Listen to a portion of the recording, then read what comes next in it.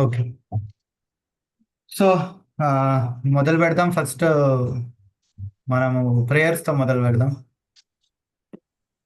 ఓం అజ్ఞానతిమిరంధస్య జ్ఞానాంజనశలాకయ చక్షురున్మిలితం येन తస్మై శ్రీగురవే నమః. श्रीचैतन्यमनोभीष्टं स्थापितं येन भूतले स्वयं रूपा कदा मह्यं ददाति स्वपदान्तिकं वन्देऽहं श्रीगुरो श्रीयुतापदकमलं श्रीगुरुन् वैष्णवांश्च श्रीरूपं साग्रजातां सहगना रघुनाथान्वितं तं सजीवं साद्वैतं सावधूतं परिजना सहितं कृष्णचैतन्यदेवं श्रीराधा कृष्णपादान् सहगना ललिता श्रीविशाखान्वितांश्च नमो ॐ विष्णुपदाय कृष्णपृष्ठाय भूतले श्रीमते भक्तिवेदांत स्वामिनिति नामिने नमस्ते सरस्वते देवे गौरवाणी प्रचारिणे निर्विशेषा शून्यवादी पाश्चात्य देशतारिणी नमो महावदन्याय कृष्ण प्रेम प्रदायते कृष्णाय कृष्ण चैतन्य नामिने गौरक्षसे नमः। हे कृष्णा करुणा सिंधु दीनबंधु जगत्पते गोपेश गोपिका कांत राधा कांत नमोस्तुते तप्त कांचन गौरांगी राधे वृंदावनेश्वरी वृषभानुस्तुते देवी प्रणमामि हरिप्रिये नीलाचल निवासाय नित्याय परमात्मने बलभद्र सुभद्राभ्यां जगन्नाथाय ते नमः। जय श्री कृष्ण चैतन्य प्रभु नित्यानंद श्री अद्वैत गदाधर श्रीवासदि गौर भक्तवृंद हरे कृष्णा कृष्णा कृष्णा हरे हरे हरे राम राम राम हरे हरे।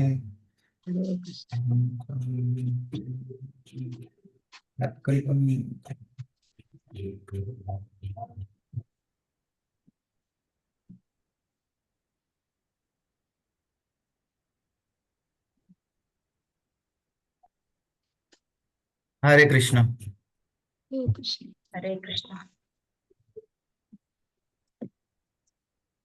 సో మనం ఇవాళ ఆ, భక్తి రసామృత సింధుని చర్చించడం మొదలు పెడతాం. ఈ పుస్తకంలో 4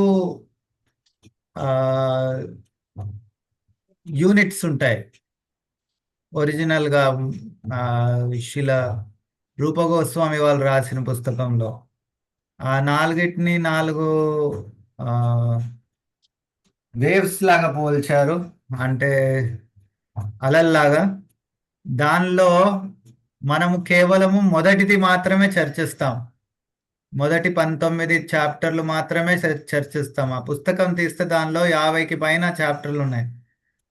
ఎందుకంటే దాని తర్వాత వచ్చేవన్నీ కొంచెం హయ్యర్ ఫిలాసఫీ ఉంటాయి దానిలో.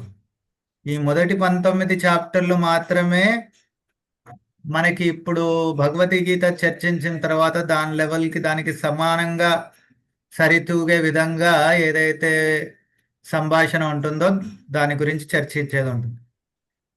ఇది మనము 10th క్యాంటో ఇట్లా భాగవతం చదివేటప్పుడు 7th క్యాంటో తర్వాత చదివేటప్పుడు ఆ మిగతా చాప్టర్లు చదివితే అప్పుడు బాగా అర్థమవుతుంది అనమాట మనకి భాగవతం.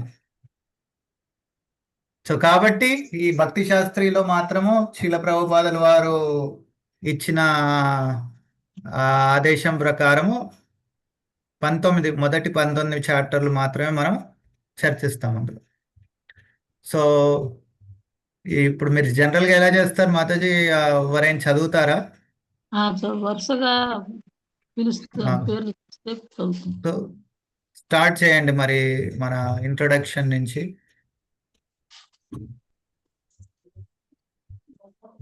అంటే ఫస్ట్ ది శుద్ధ భక్తి మీరే పేరు పిలవాలి ప్రభుజీ, పిలిస్తే అప్పుడు చదువుతారు. జయమాతాజీ మీరు పిలుస్తారా? ఎవరెవరు ఉన్నారు లైన్ గా? లీలావతి మాతాజీ. పుస్తకం లేదన్నారు. పద్మావతి మాతాజీ. ఎక్కడి నుంచి చదవాలి మాతాజీ? తొలి పలుకులు కాడి నుంచే చదవాలా? పరిచయం. పరిచయం నుంచి స్టార్ట్. ప్రభుజీ నిన్న మాకు ప్రభుజీ మెసేజ్ పెట్టారు ప్రభుజీ, ఫస్ట్ చాప్టర్ దాకా చదువుకోరమ్మని. ఆల్రెడీ చదివాం మేము ఉపోద్ఘాతం నుంచి. మీరు ఇప్పుడు చదవండి, మనం ఓకే. చర్చిద్దాం. మీరు ముందు చదువుకుంది మీకు అర్థం ఎంతవరకు అవుతుందో అంతవరకు. ఇప్పుడు మనం చర్చించేది ఏంటంటే దాన్ని బట్టి దానిలో మీకు ఏం అర్థమైంది, ఏమి మనకి సందేహాలు ఉంటాయి, అవన్నిటి గురించి చర్చిస్తాం అన్నమాట. అలా. హరే కృష్ణ ప్రభుజీ. పరిచయం. ఉమ్. మంగళాచరణము. శ్రీకృష్ణ భగవానుడు దేవాది దేవుడు, సర్వకారణ కారణుడు, అఖిల రసామృత మూర్తి. అనుబంధములు. ఈ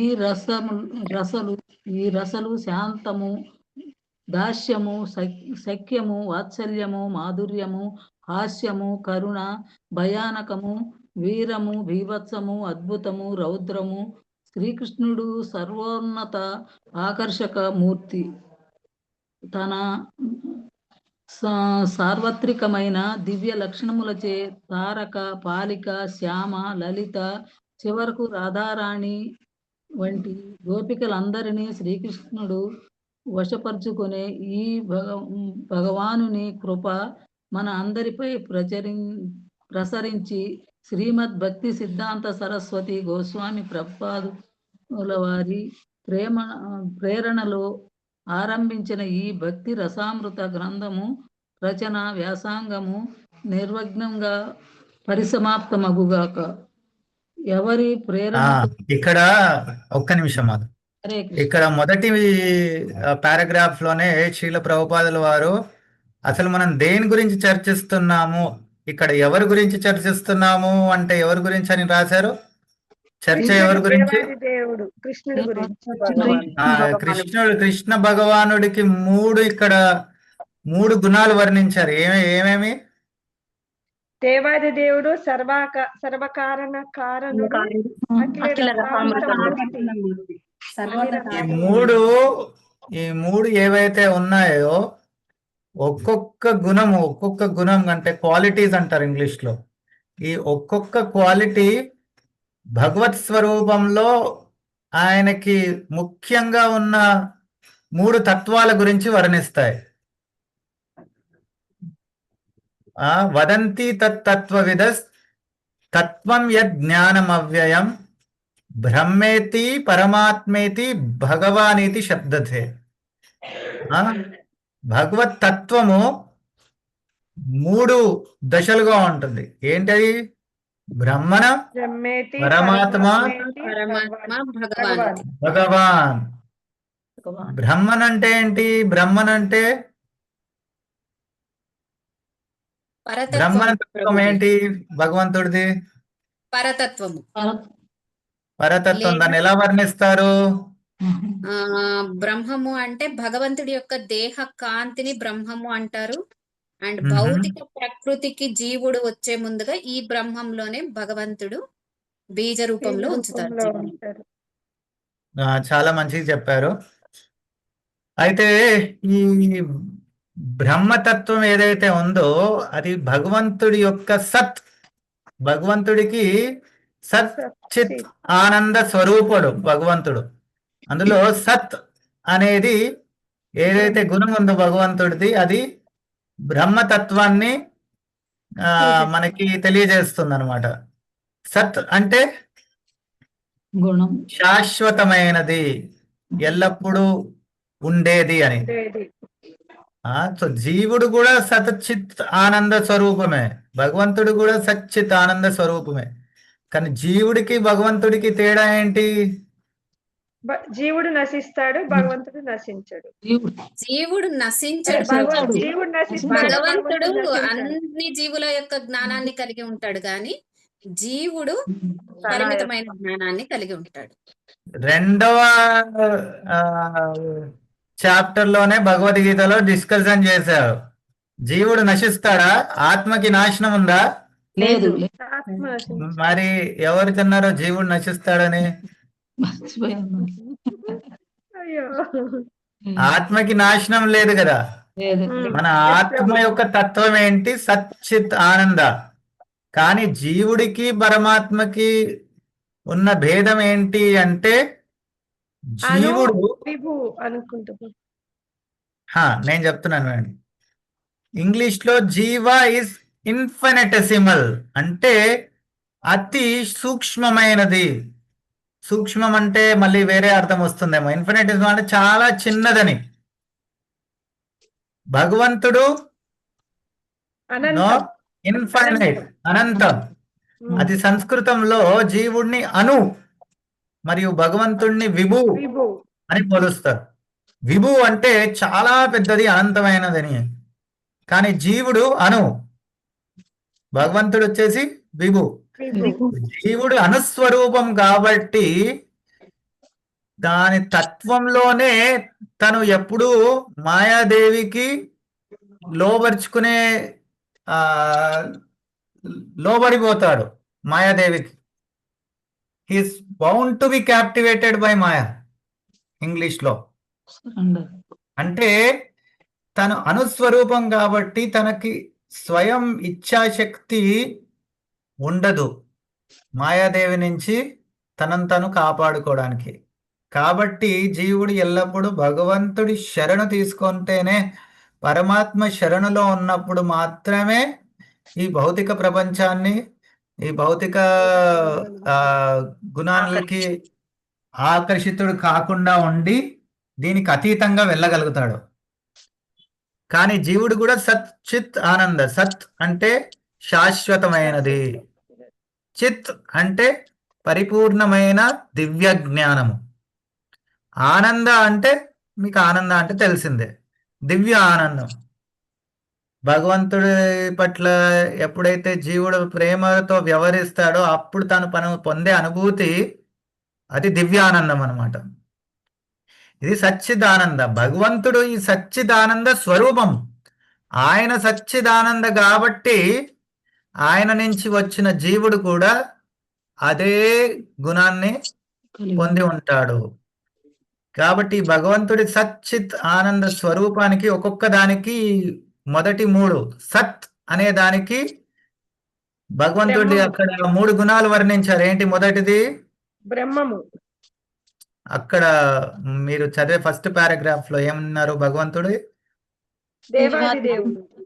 దేవాది దేవుడు, అందరికీ మించిన వాడు, ఈ లోకానికి అతీతం.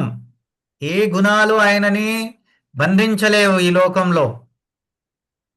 అందుకే ఆయన దేవాది దేవుడు. అది భగవంతుడి యొక్క బ్రహ్మతత్వాన్ని వర్ణిస్తుంది. తర్వాత సర్వకారణ కారణుడు, అన్నిటి కారణాలకి ఆయనే ముఖ్య కారణము, అందరికీ అధిపతి ఆయనే.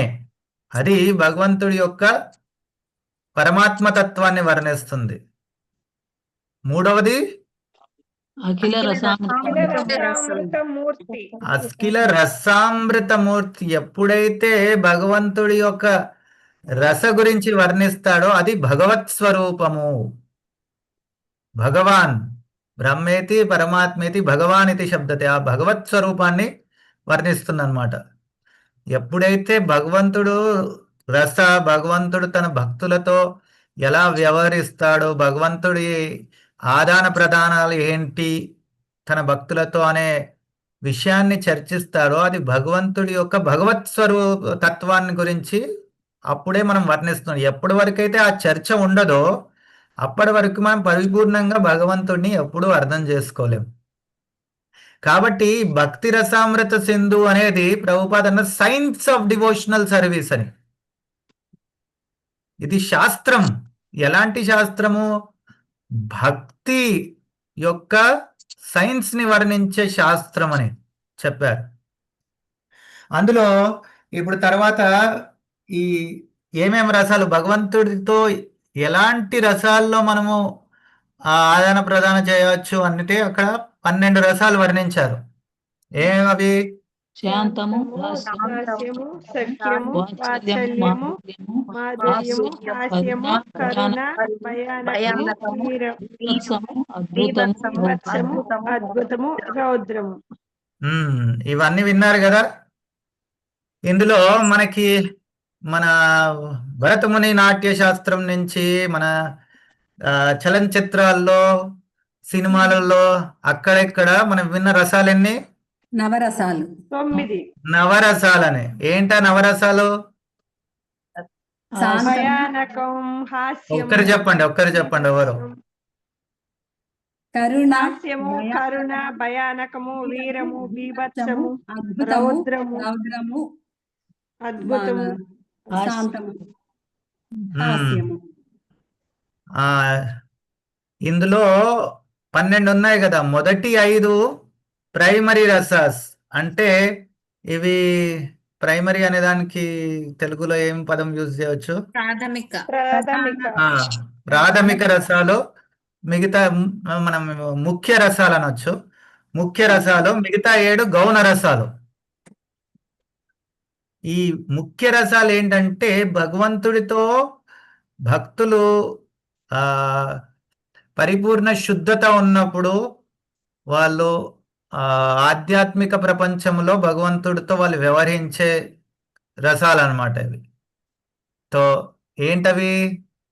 శాంతము, దాస్యము, సాఖ్యము, మాధుర్యం. ఈ 5 గౌణ రసాలు ఆ ముఖ్య రసాలని పెంపొందించడానికి తోడ్పడేవి. కానీ ఆచార్యులు ఏమంటారంటే ఈ భౌతిక ప్రపంచంలో ఒక వ్యక్తికి మరియు ఇంకో వ్యక్తికి మధ్య జరిగే రసాస్వాదన గౌణ రసాలు మాత్రమే. సో ఈ 7 గౌణ రసాలు భరతముని ఇచ్చింది. ఈ 7తో పాటు శృంగార రసం అంటే అది మాధుర్య రసాన్ని కి సినోనిమ్, అంటే మాధుర్య రసానికి పర్యాయ పదం అనమాట శృంగార రసం అనేది. కాకపోతే శృంగార అంటే అది భగవంతుడికి భక్తుడికి మధ్య జరిగే పరిపూర్ణ శుద్ధ రసాస్వాదన కాదు. అది భౌతిక ప్రపంచంలో జనులు తమ మధ్య ఉన్న ఈ కామ వ్యసనాన్ని తెలిపే రసం అన్నమాట. అది కాకుండా భరతముని 8 ఇచ్చారు. ఆ తర్వాత అభినవ గుప్తా అనేసి భరతముని నాట్య శాస్త్రాన్ని చాలా చదివి 13వ శతాబ్దియో 14వ శతాబ్దానికి సంబంధించిన ఆయన 9వ రసం శాంతరసాన్ని యాడ్ చేశారు.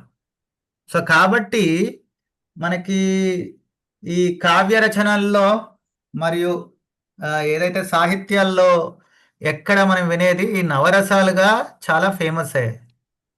కానీ రూపగోస్వామి వారు ఇచ్చిన 12 రసాలకు ఇంకా అవి సూక్ష్మమైనవి అన్నమాట.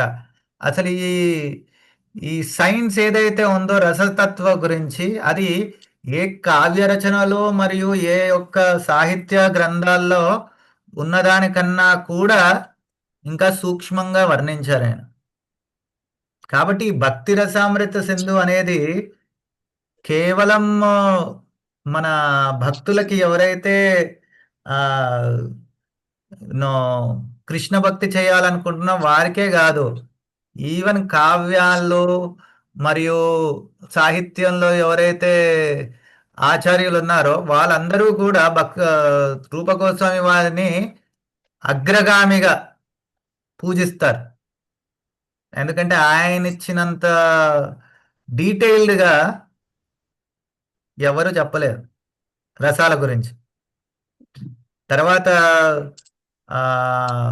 ఒక చోట ఆయనే రాస్తారు, ఈ ఏదైతే భక్తి గురించి నేను వివరించిన ఈ రసాలు ఉన్నాయో దీనిని ఒక శుద్ధ భక్తుడు మరియు అన్ని రసాల గురించి బాగా తెలిసిన ఎవరైనా పండితుడు ఉంటారో వీళ్ళు చాలా దీన్ని అప్రిషియేట్ చేస్తారు. దీని గురించి వాళ్ళు తెలుసుకొని దీన్ని బాగా అప్రిషియేట్ చేస్తారు. మిగతా వాళ్ళు ఏం చేస్తారు అంటే రసాభాసం చేస్తారంట. రసాభాసం అంటే ఏంటి? ఒక రసాన్ని దాని యథారూపం ఏదైతే దాని సహజ స్వరూపం ఉంటుందో అలా కాకుండా వేరే Not విధంగా just- దాన్ని ప్రకటించడానికి కల్పనలు ప్రయత్నించాం. కాల్పనికలు వాటితో ఆ? కల్పనల ద్వారా చెప్పడం.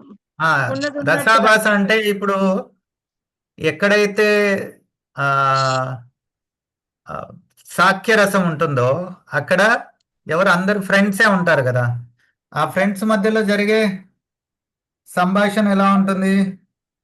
స్నేహపూర్వకంగా మంచిగా ఉంటుంది. ఎలా ఉంటుంది? సదా సదా ఇన్ఫార్మల్ గా, ఎప్పుడు జోక్ చేస్తూ ఆ సరదాగా ఒకరినొకరి ఆట పట్టిస్తూ సరదాగా ఉంటుంది. అంతేనా? అంతే ప్రభు. అలాంటి సంభాషణ జరిగే ప్రదేశంలో ఎవరైనా అగ్రజులు పెద్ద వ్యక్తి వస్తే వాళ్ళదేమి ఆ, మనకన్నా పెద్దవారితో మనది ఏ ఏ ఆస్వాదన ఉంటుంది? వారు మన పట్ల వాత్సల్య భావం.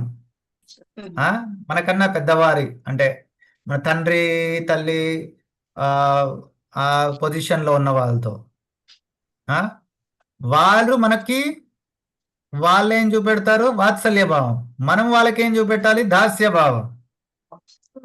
అలా అనేసి ఈ సాఖ్య భావాన్ని చూపెడితే నడుస్తుందా? లేదు.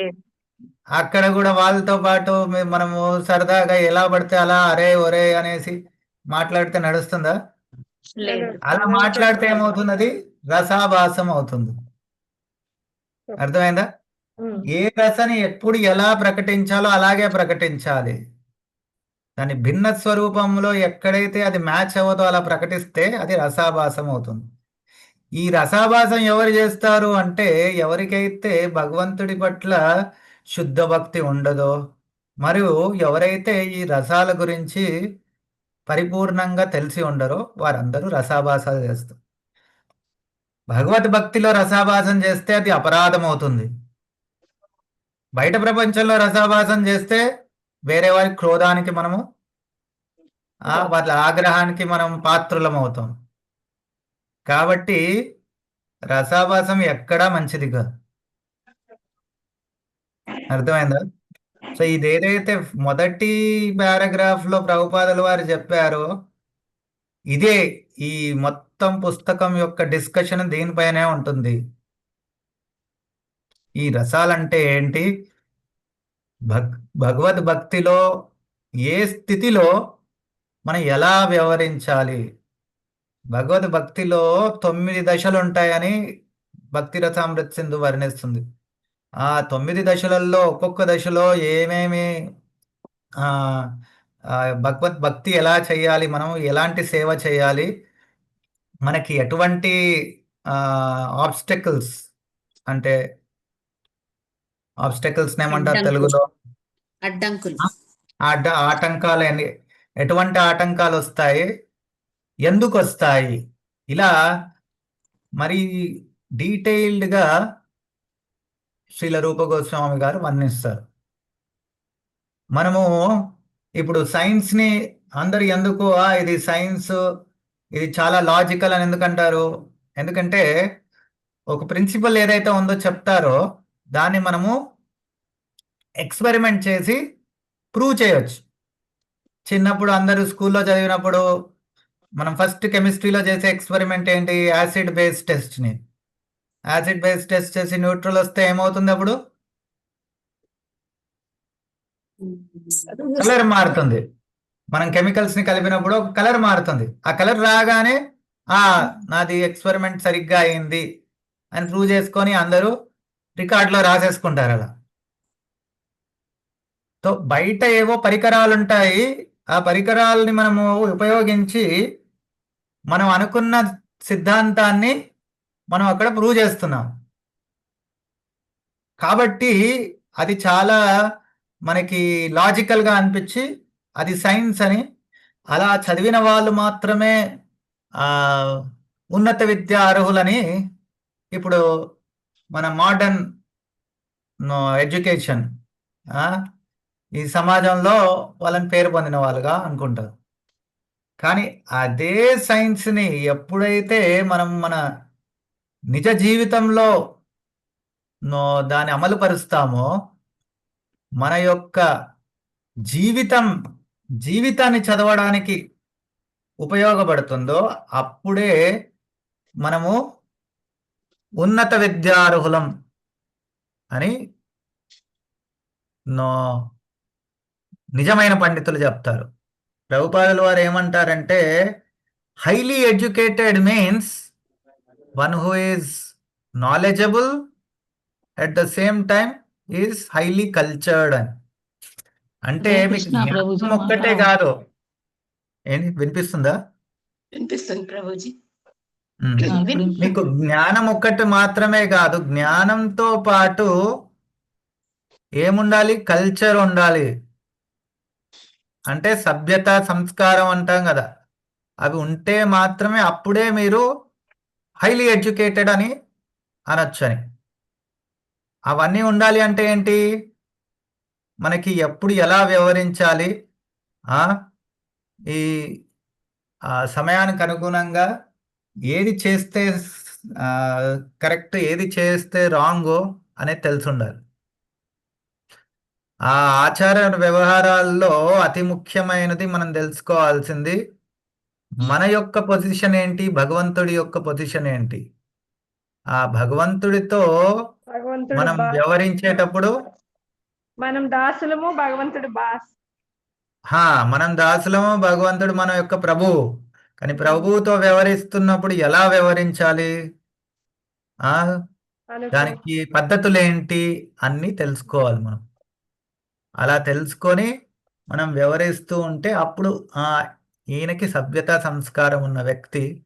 అప్పుడే మనం ఎన్ని నేర్చుకున్న, ఎవరు ఏ బ్యాచిలర్స్, బీటెక్, ఎంటెక్, పిహెచ్డి అన్నీ చేస్తే దానికి ఒక అర్థం ఉంటుంది. లేకపోతే ఆ విద్యలన్నీ గంగపాలే, ఎందుకు పనికిరావాలి. అర్థమైందా? సో కాబట్టి ఇది చాలా చాలా ముఖ్యమైన పుస్తకం వైష్ణవులకి. ఎందుకంటే మనం భక్తిని ఎలా ప్రాక్టీస్ చేయాలి, మన నిజ జీవితంలో ఎలా అమలుపరచాలి, మన యొక్క మూడ్ ఎలా ఉండాలి, మనం ఏ భావం ఉండాలి, మనం ఆ భావాన్ని పట్టుకొని మనం భక్తి చేసేటప్పుడు ముందుకు వెళ్తున్నామా లేదా అని మనమే నిర్ధారించుకోవచ్చు. ఈ భక్తిలో మనం చేసే ఎక్స్పెరిమెంట్కి, బయట మనము స్కూల్లో, కాలేజ్లో చదివినప్పుడు చేసే ఎక్స్పెరిమెంట్కి ఒక ప్రధానమైన తేడా ఉంది. ఏంటది అంటే, మనం బయట చేసే ఎక్స్పెరిమెంట్లో మనం పరికరాలు బయట ఉంటాయి, కొనుక్కొస్తాం. ఇదొక మైక్రోస్కోపు, ఇదొక టెలిస్కోపు అని ఒక పరికరాన్ని కొనుక్కొచ్చి దానిలో నుంచి, టెలిస్కోప్లో నుంచి చూసి అక్కడ బయట గ్రహాలు ఉన్నాయి, తారలు ఉన్నాయి అని చూసి నిర్ధారిస్తాం. కానీ ఆధ్యాత్మిక శాస్త్రంలో ఎలాంటిది అంటే, పరికరాలు బయట ఉండవు, మనమే పరికరం. మన దేహం, మన బుద్ధి, మన మనస్సు, మన యొక్క ఆత్మ, ఇదే పరికరం. బయట వేరే పరికరాలు లేవు. మన మనస్సు ఎలా ఆలోచిస్తుంది, మన ఇంద్రియాలు మనల్ని ఎలా అన్ని విధాలుగా లాక్కెళ్తున్నాయి, మన ఆత్మ శుద్ధంగా ఉందా లేదా చెడు వ్యసనాలకు అలవాటు పడిందా, చెడు విషయాల గురించి ఆలోచిస్తుందా, ఇవన్నీ మనం చూసుకొని నిర్ధారించుకోవచ్చు. సో కాబట్టి పరికరం బయట ఉండదు, మనమే.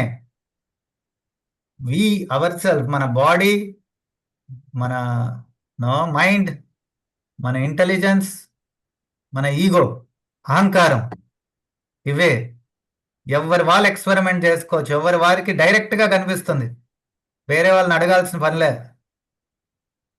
మనం చేసేది కరెక్టో కాదు అనేది. సో ఇప్పుడు ఏదైతే మనం చర్చించబోతున్నామో, the science of devotional service అని ప్రభుపాదుల వారు చెప్పారు. ఇప్పుడు మీరు నిజంగా మాస్టర్స్ డిగ్రీ, పిహెచ్డి డిగ్రీకి అర్హులు అవుతారనమాట. మీరు నిజమైన సైన్స్ నేర్చుకోబోతున్నారు కాబట్టి. మాతాజీ కంటిన్యూ చేయండి. హరే కృష్ణ. ఎవరి ప్రేరణతో భక్తి రసామృత సింధువుకు ఆంగ్లములో ఈ సంగ్రహణ వాక్యము రచించుటకు నేను పూనుకొంటినో అట్టి శ్రీల రూపగోస్వామి ప్రభుపాదుల వారికి, శ్రీల భక్తి సిద్ధాంత సరస్వతి గోస్వామి ప్రభుపాదుల వారికి పాదార విందములకు నా భక్తిపూర్వకమైన ప్రణామములు. సుమారు 500 ఏళ్ల క్రితము వంగదేశములో అవతరించిన చైతన్య ప్రచారోద్యమమును ఆరంభించినట్టి శ్రీ చైతన్య మహాప్రభు అనుగ్రహించిన గంభీర భక్తి శాస్త్రమే ఇది. శ్రీల రూపగోస్వామి ఈ గొప్ప రచనను ఆరంభిస్తూ తన అగ్రజుడు ఆధ్యాత్మికాచార్యుడైన శ్రీల సనాతన గోస్వామికి భక్తితో ప్రణామములు అర్పించి వారికి భక్తి రసామృత సింధువు ప్రీతిపాత్రమగుగాక అని ప్రార్థించెను.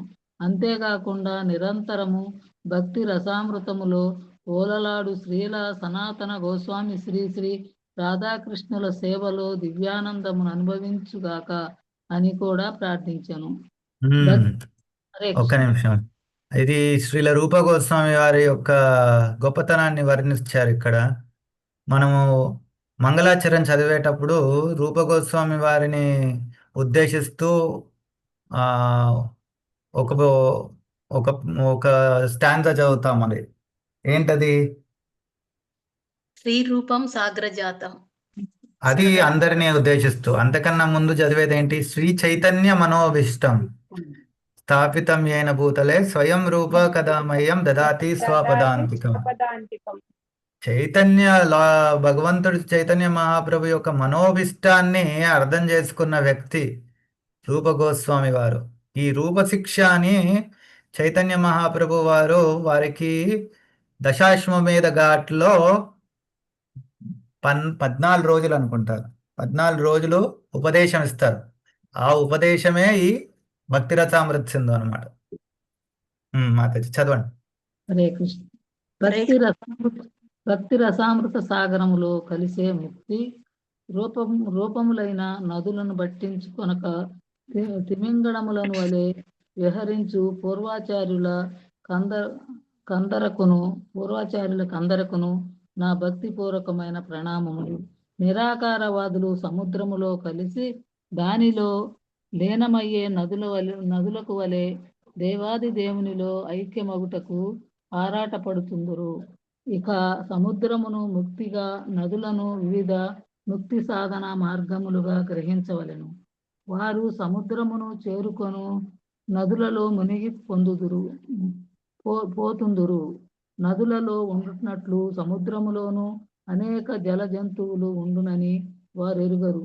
సముద్రములో నివసించు తిమింగలములు సముద్రములోకి వచ్చి చేరు నదులను పట్టించుకొనవు. అనగా క్రమముగా సముద్రము చేరు నదులలో పోల్చదగిన వివిధ సాధన విధానములను నిత్యము దివ్యమైన భక్తియుత సేవలో నెలకొనున్నట్టి శుద్ధ భక్తులు పట్టించుకొనరు. హరే కృష్ణ. దీనిలో చెప్పేది మీకు అర్థమవుతుందా? ఎందుకంటే మన వేదాల్లో అనేకమైన మార్గాలు ఇచ్చారు. అందులో ప్రధానమైన విభజన ఏంటి? కర్మకాండ, జ్ఞానకాండ, ఉపాసన కాండ. ఈ మూడు విధాలుగా విభజిస్తారనమాట. వేదాల్లో ఇచ్చిన అన్ని రకములైన పద్ధతులని ఈ 3 భాగాల్లో విభజిస్తారు. కర్మకాండ అంటే ఏంటి? భగవద్గీతలో చదివారు. స్వధర్మంలో నెలకొనడం, ప్రతిఫలాన్ని కర్మకాండ అంటే ఏంటి? అది కర్మయోగము. కర్మకాండం అంటే ఫలితాన్ని ఆశించడం. ఏదైనా పని చేస్తూ మన దేవతలకి ఎవరికైనా పూజ చేసి ఎందుకు దాని ఫలితం ఏమొస్తుందో అని ఆశించి చేస్తే కర్మకాండ అవుతుంది. కర్మకాండ నుంచి కర్మయోగ ఎప్పుడు అవుతుందంటే మనం ఫలితాన్ని ఆశించకపోతే అది నిష్కామ కర్మయోగ అవుతుంది. జ్ఞానకాండ అంటే ఏంటి? జ్ఞానాన్ని కోసము ఏదైతే తపస్సులు అన్నీ చేస్తారో వాళ్ళందరూ జ్ఞానకాండలో ఉన్నారు. ముక్తి కోసం ప్రయత్నించే వాళ్ళు ఉంటారు వాళ్ళు. ఈ జ్ఞానకాండంలో ప్రభుపాదుల వారు అనేసించే నిరాకారవాదులు వాళ్ళు చాలా ప్రముఖమైన వారు. నిరాకారవాదులు.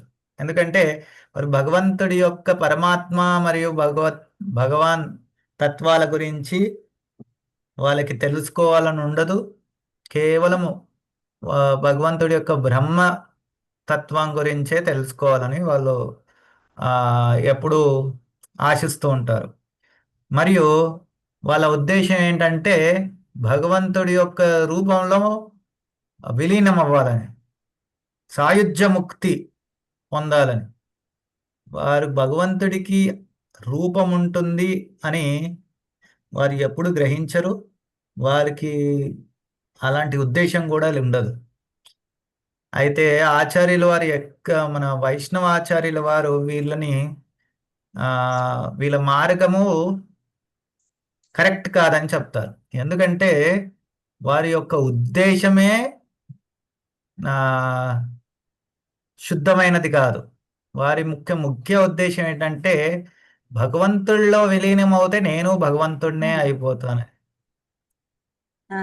అది జీవుల్లో ఉన్న ప్రధానమైన సిన్ఫుల్ టెండెన్సీ, పాప టెండెన్సీని ఏమంటారు? సిన్ఫుల్ టెండెన్సీ అంటే పాప ప్రవర్తన,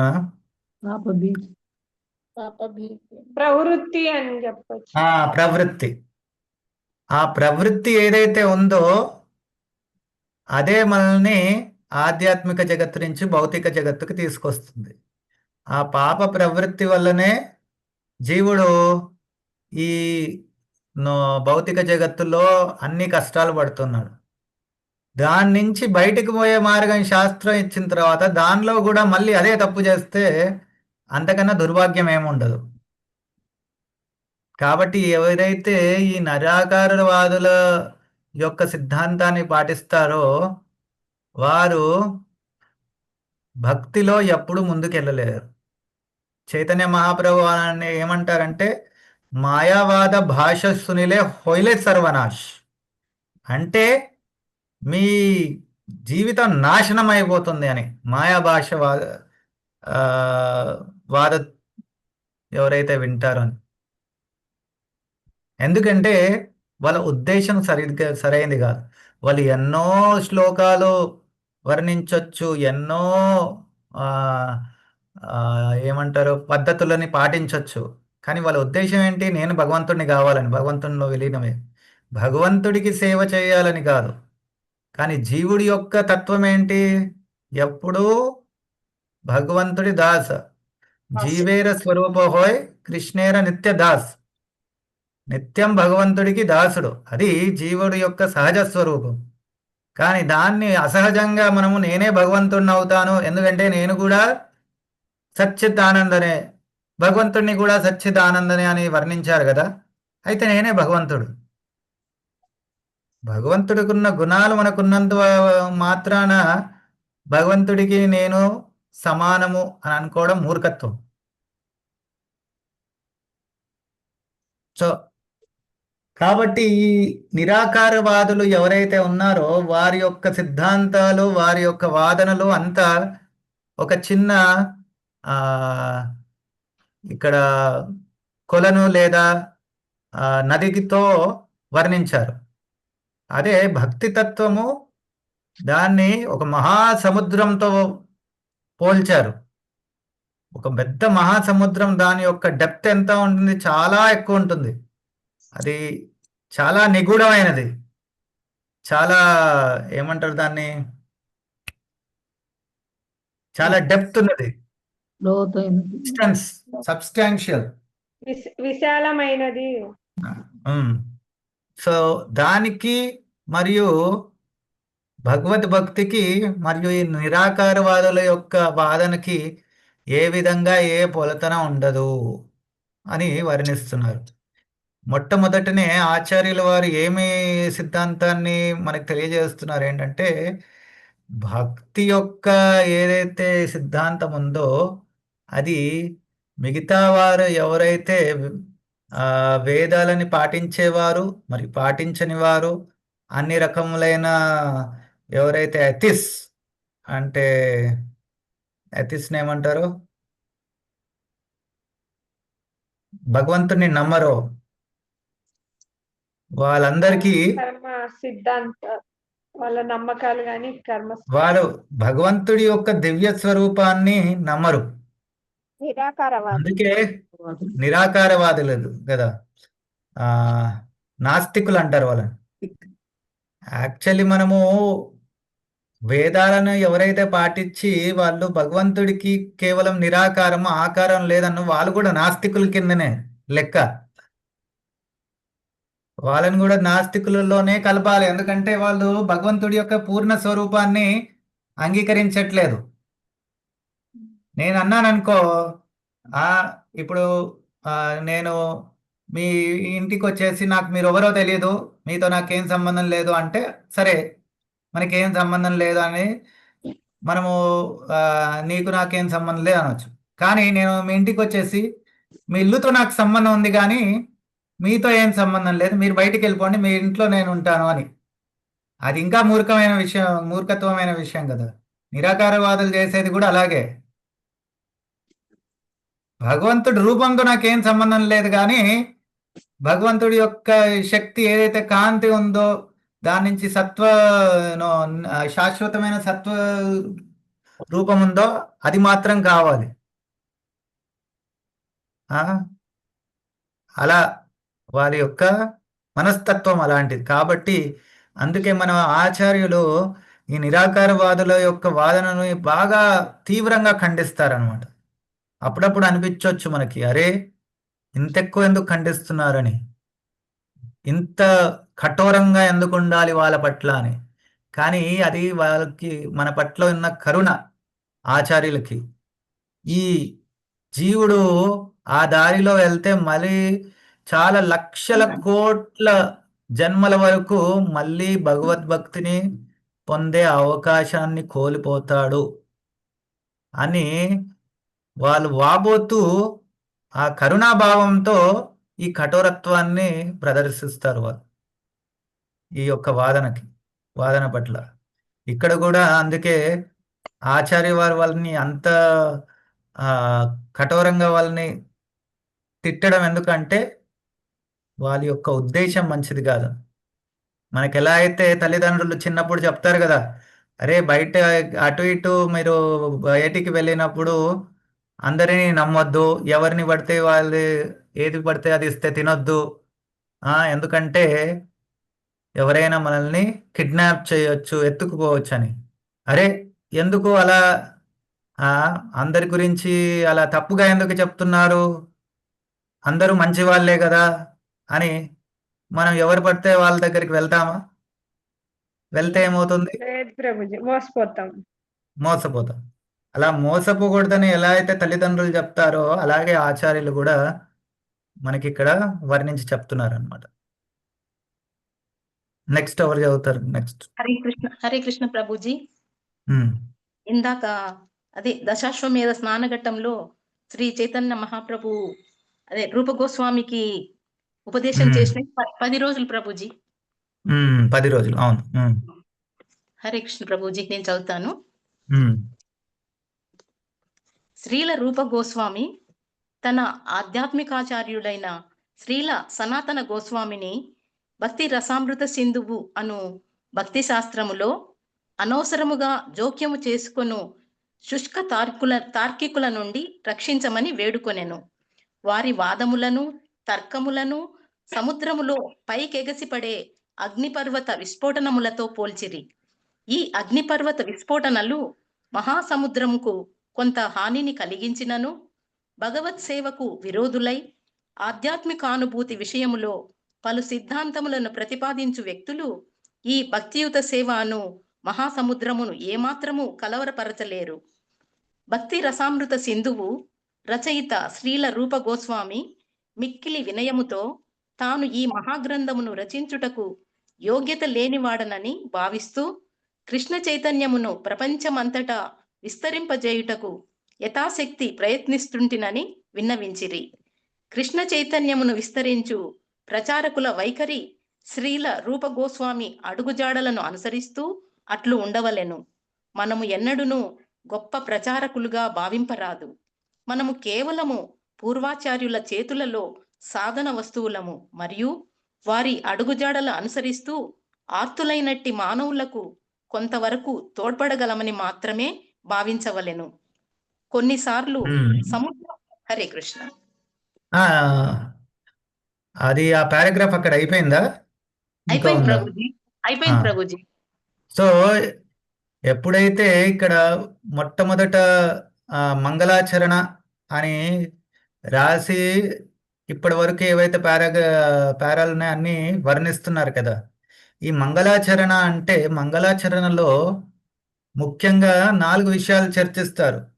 ఒకటి ఫస్ట్ వచ్చేసి ఎవరైతే ఇది నేర్చుకునే స్టూడెంట్ ఉంటారో వారి యొక్క క్వాలిఫికేషన్ ఏంటి అనేది తెలియజేస్తారనమాట.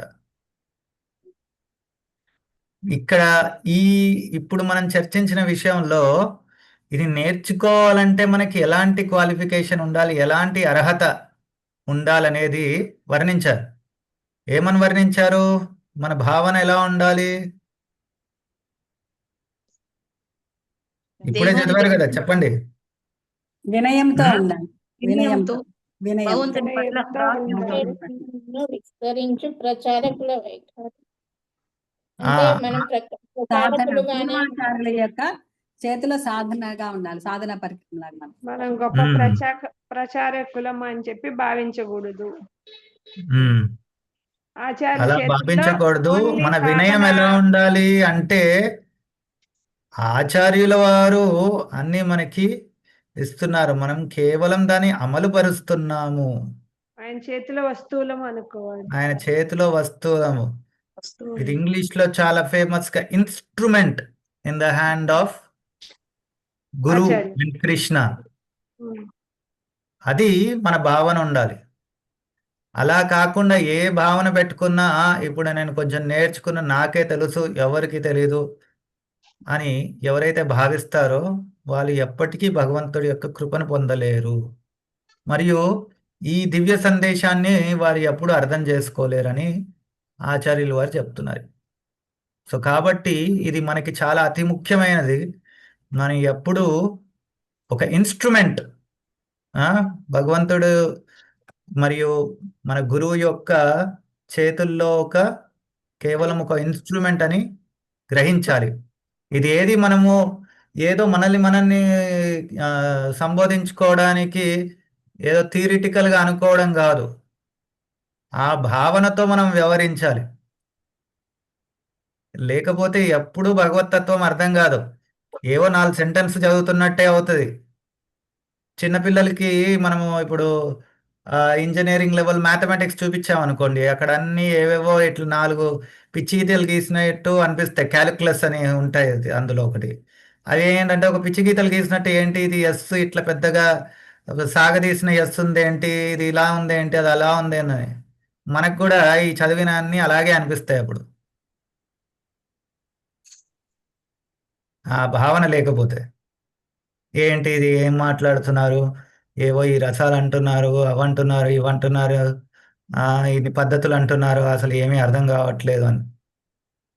అర్థమైనా కొద్దిగా ఏది అప్లై చేసినా కానీ దానివల్ల ప్రయోజనం ఉండదు, మనకి భక్తిలో ముందుకెళ్ళలేం.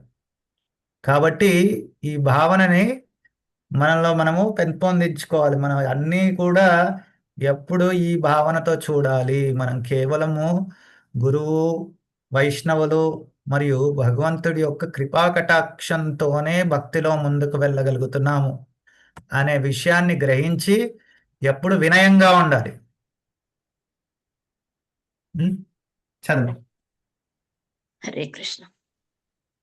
కొన్నిసార్లు సముద్రము 4 భాగాలుగా విభజింపబడినట్లుగా భక్తి రసామృత సింధువు 4 భాగములుగా విభజింపబడెను. ఈ ప్రతి భాగములోనూ భిన్న భిన్న విభాగములు కలవు. జల సముద్రముకు వలె ఈ భక్తి రసామృత సింధువు పూర్వ, దక్షిణ, పశ్చిమ, ఉత్తరము అను 4 భాగములుగా విభజింపబడినది. ఆ భాగములలోని విభాగములు తరంగములుగా లహరులు పిలువబడినవి. సముద్రములోని పూర్వ భాగములో కానీ, దక్షిణ భాగములో కానీ, పశ్చిమ భాగములో కానీ ఉత్తర భాగంలో గాని వివిధ భిన్న తరంగములకు వలె భక్తి రసామృత సింధువులో కూడా భిన్న తరంగములు కలవు. మొదటి భాగంలో అట్టి తరంగములు 4 కలవు. మొదటి తరంగము భక్తియుక్త సేవ యొక్క సామాన్య స్వరూపమును వర్ణించున్నది, సామాన్య భక్తి.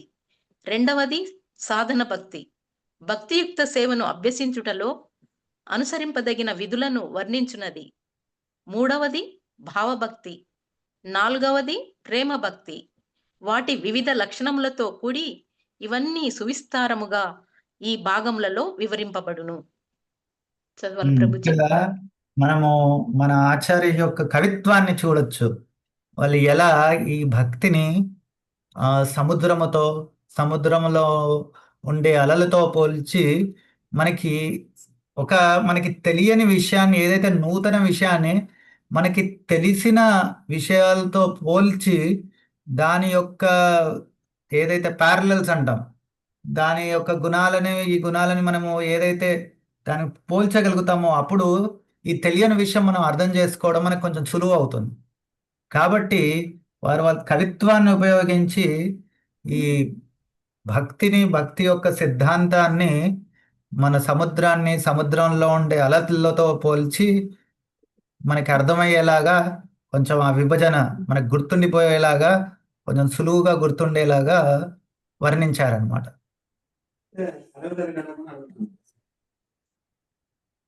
నెక్స్ట్, భక్తి లేక భక్తియుక్త సేవను గూర్చిన ప్రామాణిక వర్ణనలు పూర్వాచార్యుల అడుగుజాడలను అనుసరిస్తూ చెప్పబడినవి. సంక్షిప్త రూపములో ఈ క్రింది శ్రీల రూప గోస్వామి పలుకులలో మనకు గోచరించును. అన్యాభిలాషిత శూన్యం జ్ఞాన కర్మాధ్యనావృతం అనుకూల్యేన కృష్ణానుశీలనం భక్తిరుత్తమా.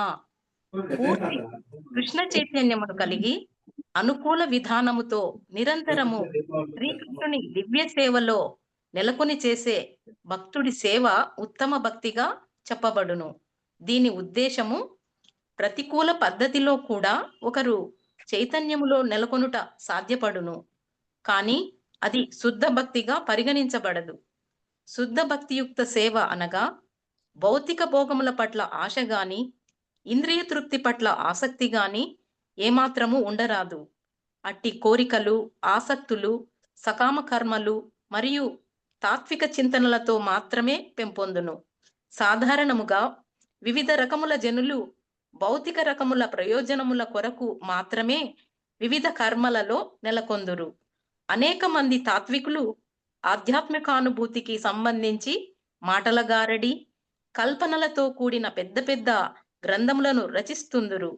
శుద్ధ భక్తులు ఎల్లప్పుడూ అట్టి సకామ కర్మలకు, తార్కిక జ్ఞాన ప్రతిపాదనలకు దూరముగా ఉండవలెను. శుద్ధ భక్తి యొక్క ప్రామాణిక భక్తుల నుండి మాత్రమే అట్టి కృష్ణ చైతన్యము లేక శుద్ధ భక్తియుక్త సేవను అభ్యసించవలెను. హరే కృష్ణ. ఈ యొక్క పారాగ్రాఫ్ చాలా ముఖ్యమైనది. ఈ మొత్తం భక్తి రసామృత్ సింధులో ఈ ఒక్క పారాగ్రాఫ్ ని మనం అర్థం చేసుకుంటే మొత్తం భక్తి రసామృత్ సింధు అర్థం చేసుకున్నట్టే. ఎందుకంటే ఇందులో శుద్ధ భక్తికి యొక్క డెఫినేషన్ చెప్పారు ఆచార్యుల వారు. ఈ యొక్క ఏదైతే వర్స్ ఉందో, శ్లోకం ఉందో, అది ప్రతి ఒక్కరు నేర్చుకోవాలి. ఎలాగో మీకు టెస్ట్లో కూడా ఉంటుంది. ఇది నేను చెప్తాను, నా తర్వాత మీరు చెప్పండి. అన్యాభిలాషిత శూన్యం. అన్యాభిలాషిత శూన్యం. అన్యాభిలాష అంటే శూన్యం. అభిలాష అంటే ఏంటి? కోరిక.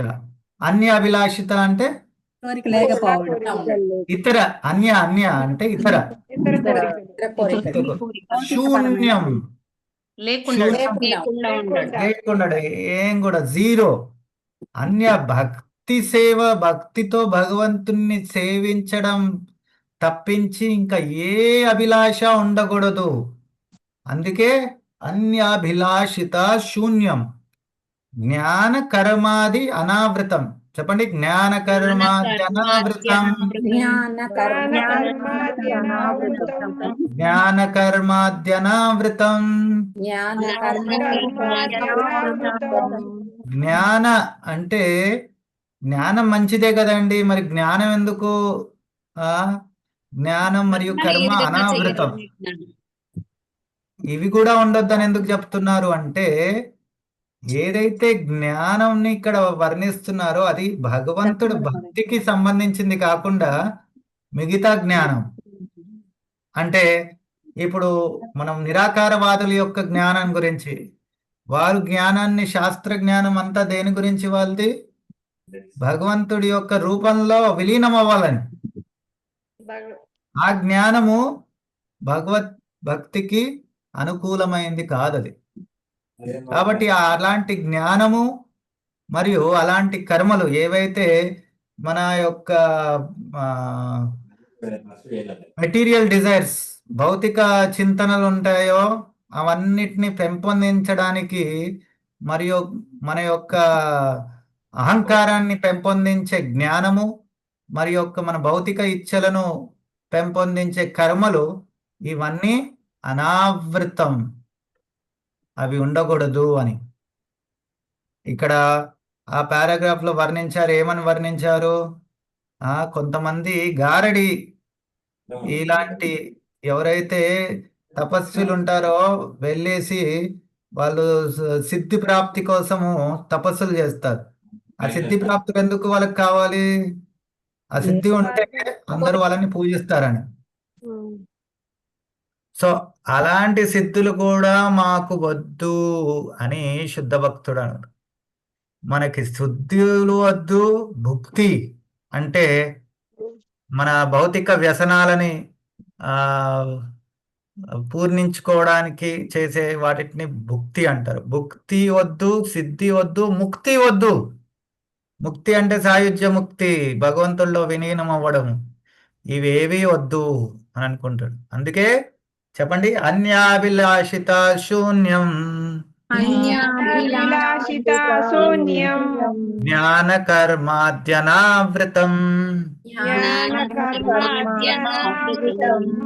అన్యాభిలాషిత శూన్యం అన్యాభిలాషిత శూన్యం జ్ఞాన కర్మాద్యనావృతం.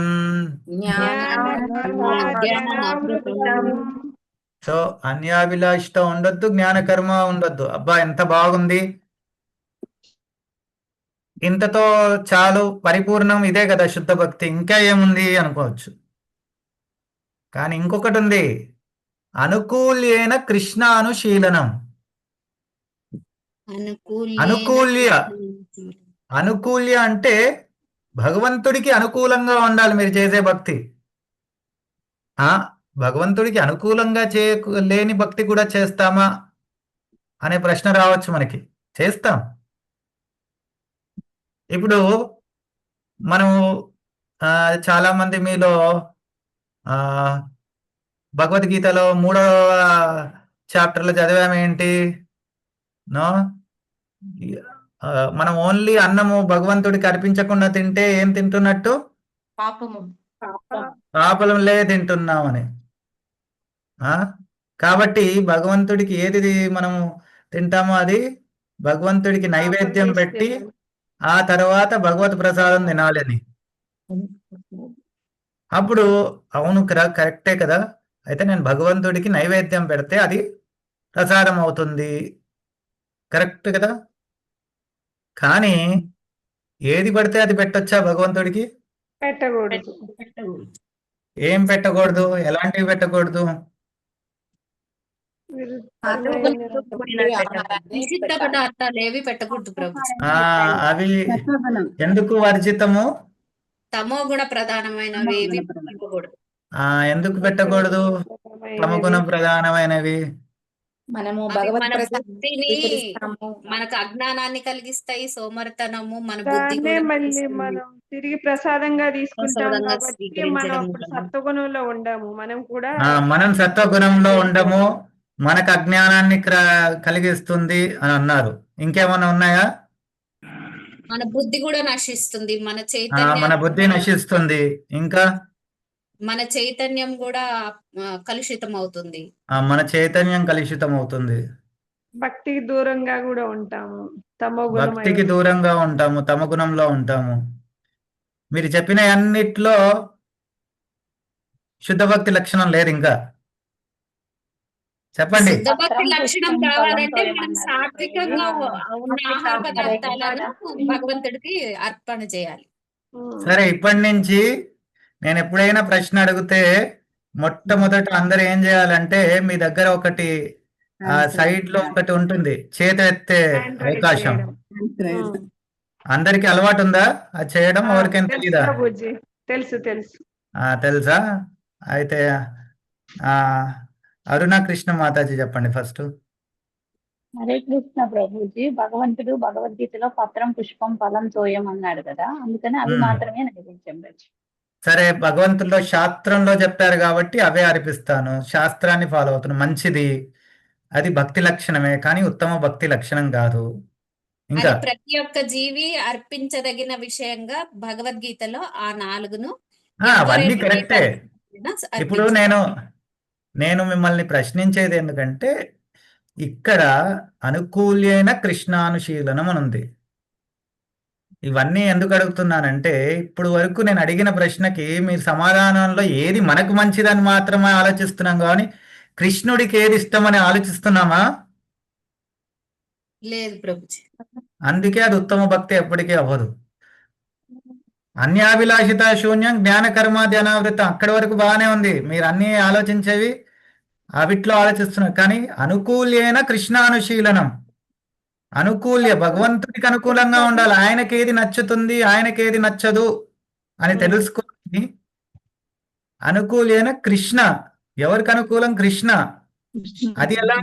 అనుశీలనం అంటే శుద్ధ భక్తులని అనుసరిస్తూ.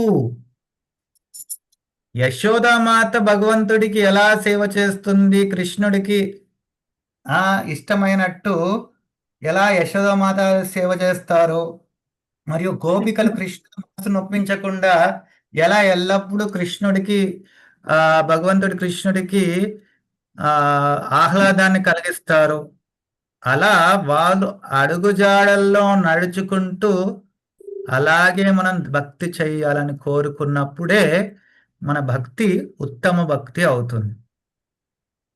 కాబట్టి అనుకూలేన కృష్ణానుశీలనం భక్తిరుత్తమం అని చెప్పండి. మళ్ళీ మొదటి నుంచి. అన్యాభిలాషిత శూన్యం జ్ఞాన కర్మాద్యనావృతం అనుకూల్యేన కృష్ణాను శీలనం భక్తిరుత్తమం అన్యాభిలాషిత శూన్యం జ్ఞాన కర్మాద్యనావృతం అనుకూల్యేన కృష్ణాను శీలనం భక్తిరుత్తమం. అర్థమైందా? శుద్ధ భక్తి యొక్క లక్షణం ఏంటి? ఈ 3 లక్షణాలు. అన్య అభిలాషిత ఉండకూడదు, వేరే ఇచ్చ ఉండకూడదు, భగవంతుడి సేవను వదిలేసి అది జ్ఞాన కర్మ మిశ్రితమై ఉండకూడదు, కేవలం శుద్ధ భక్తియే. మన యొక్క నాకు ఇది ఇష్టం కాబట్టి ఇలా చేస్తా, కర్మ వాంఛలు మరియు జ్ఞానానికి సంబంధించిన ఏ వాంఛలు ఉండొద్దు అందులో. అలా కాకుండా మళ్ళీ ఎలా ఉండాలి? అనుకూల్య కృష్ణాను, కృష్ణుడికి అనుకూలంగా ఉండాలి. ఆయనకి ఎలా నచ్చుతుందో అలాగే ఉండాలి. ఆ నచ్చేది కూడా మనం ఎలా చేయాలి? అనుశీలనం. ఆయన యొక్క శుద్ధ భక్తులు, ఆయనను గాఢంగా ప్రేమించే వ్యక్తులు ఎవరైతే ఉన్నారో వాళ్ళు ఎలా చేస్తారో వాళ్ళని అనుసరిస్తూనే మనం భక్తి చేయాలి అని. అది ఉత్తమ భక్తి యొక్క లక్షణం. అలా చేసిన వారు మాత్రమే భగవంతుడి ప్రేమను పొందగలుగుతారు. మిగతా వారు ఆ దశకి ఎప్పటికీ వెళ్ళలేరు. ఎందుకంటే ఈ భగవంతుడి ప్రేమ భగవంతుడి యొక్క కృపా కటాక్షంతో పొందేయగలిగేది. మన యొక్క సామర్థ్యంతో కానీ, మన యొక్క బుద్ధితో కానీ, మన యొక్క నిపుణత వల్ల వచ్చేది కాదు. సో భగవంతుడి యొక్క కృపా కటాక్షం పొందాలంటే భగవంతుడి యొక్క భక్తుల కృపా కటాక్షం పొందాలి. వాళ్ళ కృపా కటాక్షం పొందాలంటే వాళ్ళు భగవంతుడికి భక్తి ఎలా సేవ చేస్తున్నారో అలా అనుసరించాలి. ఆ, అప్పుడే కృప వస్తుంది. అర్థమైందా? అర్థమైంది ప్రభుజీ. Yes, ప్రభుజీ. ఎవరికి ఏమైనా ప్రశ్నలు ఉన్నాయా?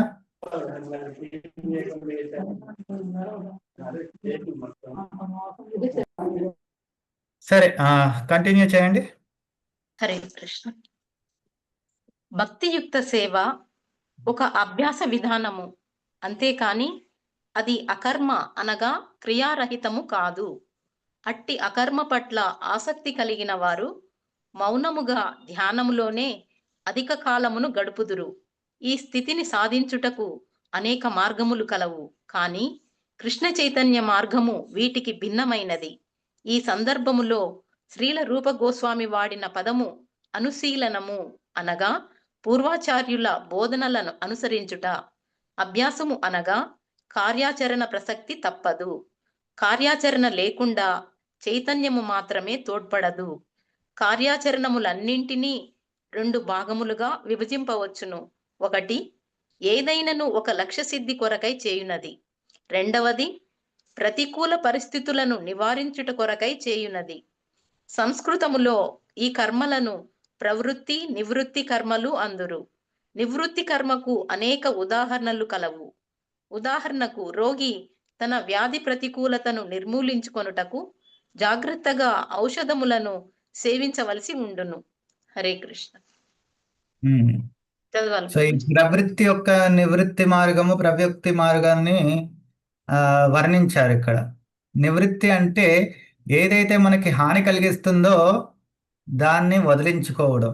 ప్రవృత్తి అంటే మనకి ఇష్టమైనది కార్యాలను చేయడం. సో ఈ రెండు విధాలైన కార్యాలు ఎప్పుడు మనం చేస్తాం. ఆ ప్రవృత్తి నివృత్తి భగవద్భక్తికి దానికి ఎలా సంబంధించి ఉంటుందో అది తర్వాత వర్ణిస్తారు. మాతాజీ చదవండి.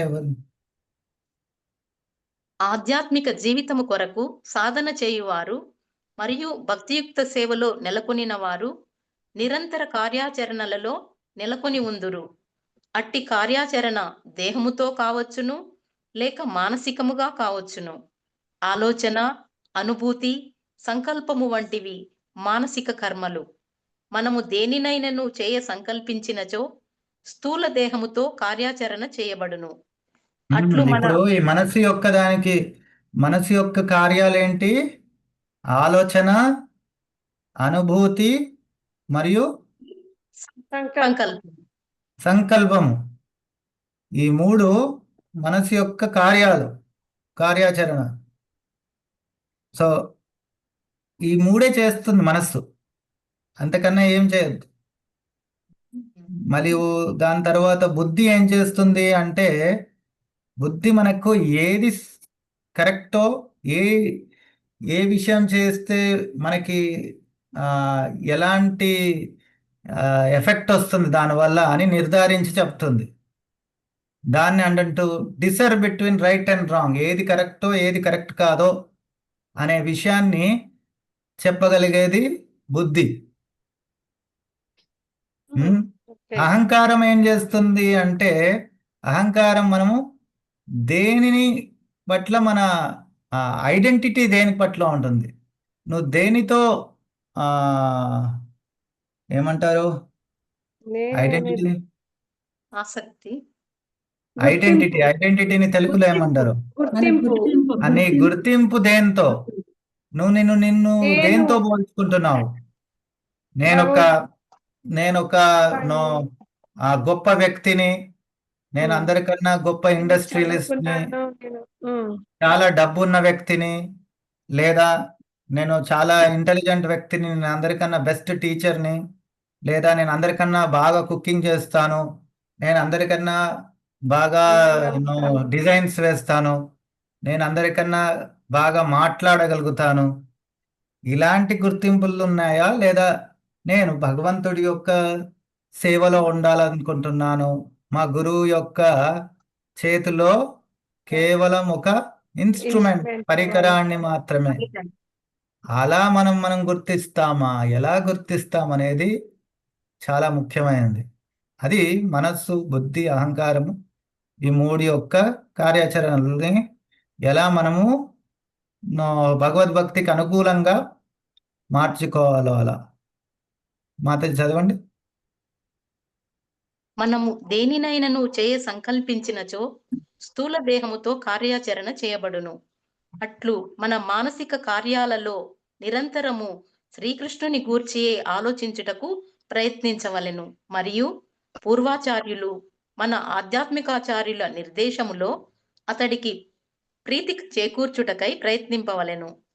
కర్మలలో కాయిక దేహపు కర్మలు, మానసిక కర్మలు, వాగ్రూప కర్మలు ఉండును. కృష్ణ చైతన్యవంతుడైన భక్తుడు తన వాక్కులను భగవంతుని లీలలను వర్ణించుటలోనే వినియోగించును. దీనినే కీర్తన అందురు.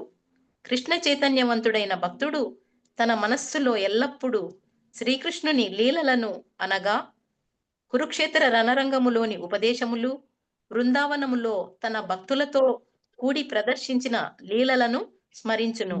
ఈ విధముగా ఒకరు నిరంతరము శ్రీకృష్ణుని కార్యములను మరియు లీలలను స్మరించుట సాధ్యపడును. ఇదే కృష్ణ చైతన్య మార్గములోని మానసిక సాధన. హరే కృష్ణ. ఇంకా చదవండి. అట్లే మనము దేహ కర్మలతో కూడా అనేక రకములుగా భక్తియుక్త సేవలలో పాల్గొనవచ్చును.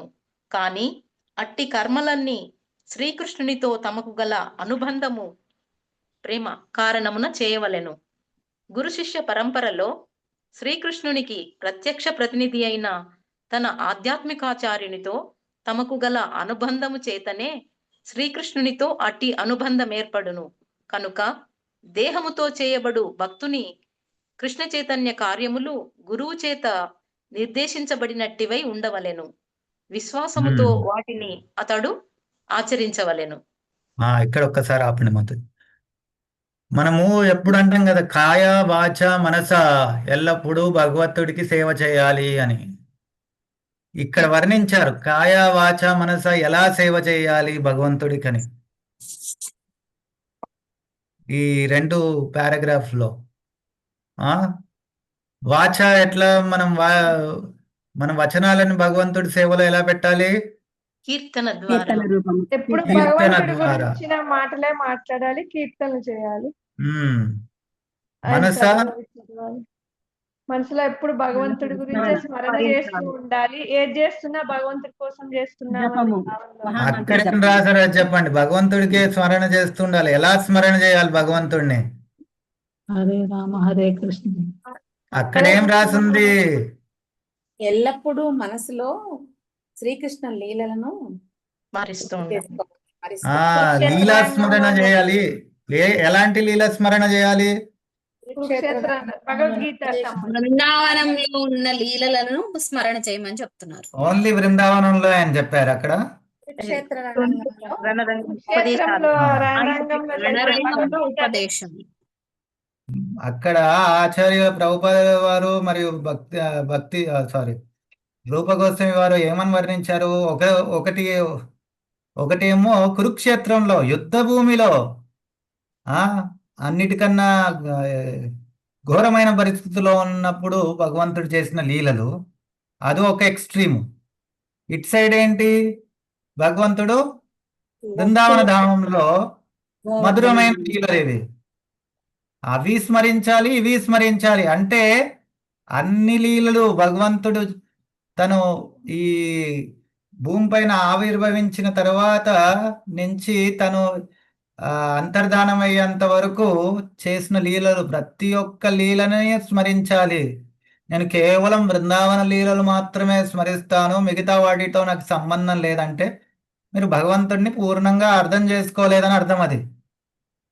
అది సహజీయ అని ఒక అపసంప్రదాయాల వాళ్ళ లక్షణాలు ఉంటాయి. అలా మేము భగవంతుడు కేవలం బృందావనంలో ఉన్న భగవంతుడు మాత్రమే మాకు తెలుసు, కురుక్షేత్రంలో ఉన్న కృష్ణునితో మాకు పని లేదు. అలా ఇంకొక వ్యక్తి, ఒక మన భౌతిక ప్రపంచంలో మన భారతదేశంలో మహాత్మా అని బిరుదుగాంచిన వ్యక్తి ఒకరు అలాగే అన్నారు, ఒకవేళ కృష్ణ భగవంతుడు ఈ రణరంగంలో అందరినీ చంపుటకు గల కారణమై ఉంటే అలాంటి వారిని భగవంతుడు అనడము చాలా బాధాకరమైన విషయం అని ఆయన ఒక స్టేట్మెంట్ ఇచ్చాడు. గాంధీజీ నా మహాత్మా ప్రభుజీ, గాంధీజీ ఎవరో నా ప్రభుజీ. అందుకనే పేర్లు తీసుకోవడం అలా ఇచ్చారనమాట. ఎవరికి వారు భగవంతుడు ఎలా ఉండాలని వారికి అనుగుణంగా వాళ్ళు అనుకున్నట్టే ఎప్పుడు ఏమంటారు అది నాన్ వైలెన్స్ చేస్తేనే భగవంతుడు, తమ యొక్క భౌతిక విలువలని అనుగుణంగా ఉన్నవాడే భగవంతుడు. భగవంతుడిని కూడా తమ భౌతిక విలువలతో బంధిస్తారనమాట జనాలు. అలాంటి భగవతత్వం మనకి అవసరం లేదు. ఎందుకంటే దానివల్ల మనం ఏ భక్తిలో ఎటు ముందుకు వెళ్ళలేము. భగవంతుడి లీలలు ఎలా చేస్తే ఆ లీలలను అర్థం చేసుకోవడానికి ప్రయత్నిస్తాం. అందుకే 4వ చాప్టర్లో ఏమని చెప్పారు,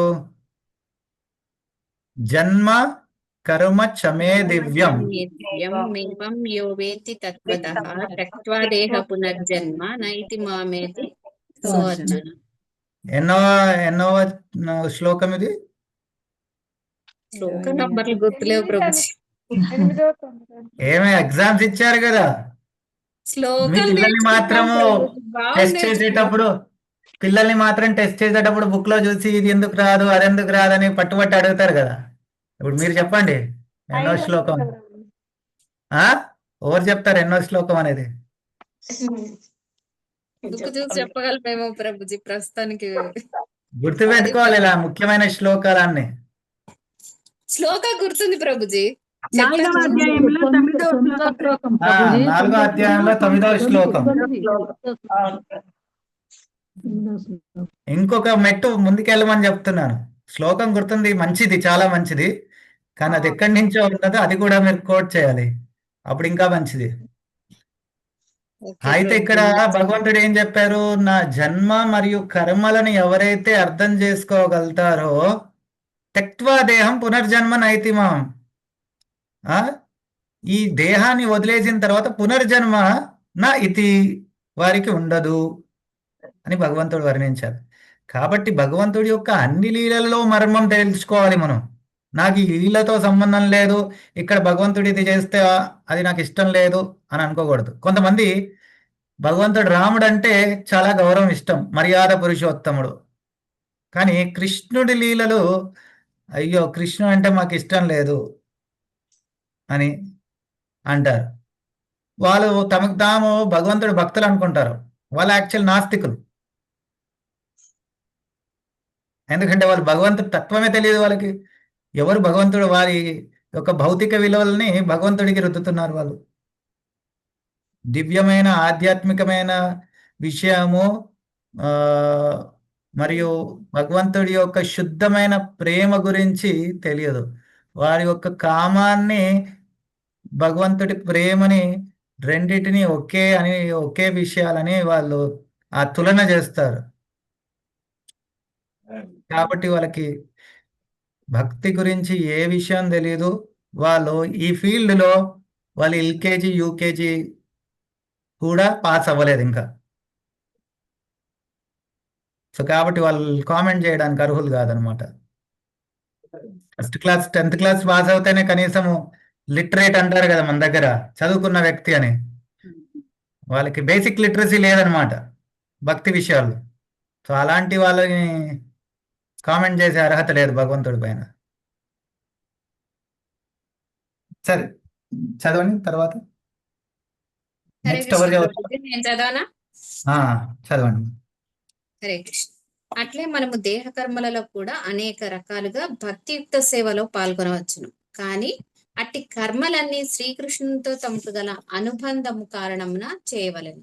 గురు శిష్య పరంపరలో శ్రీకృష్ణునికి ప్రత్యక్ష ప్రతినిధి అయిన తన ఆధ్యాత్మిక ఆచార్యునితో తమకు గల అనుబంధము చేతనే శ్రీకృష్ణునితో అట్టి అనుబంధం ఏర్పడును. కనుక దేహంతో చేయబడు భక్తుని కృష్ణ చైతన్య కార్యములు గురువు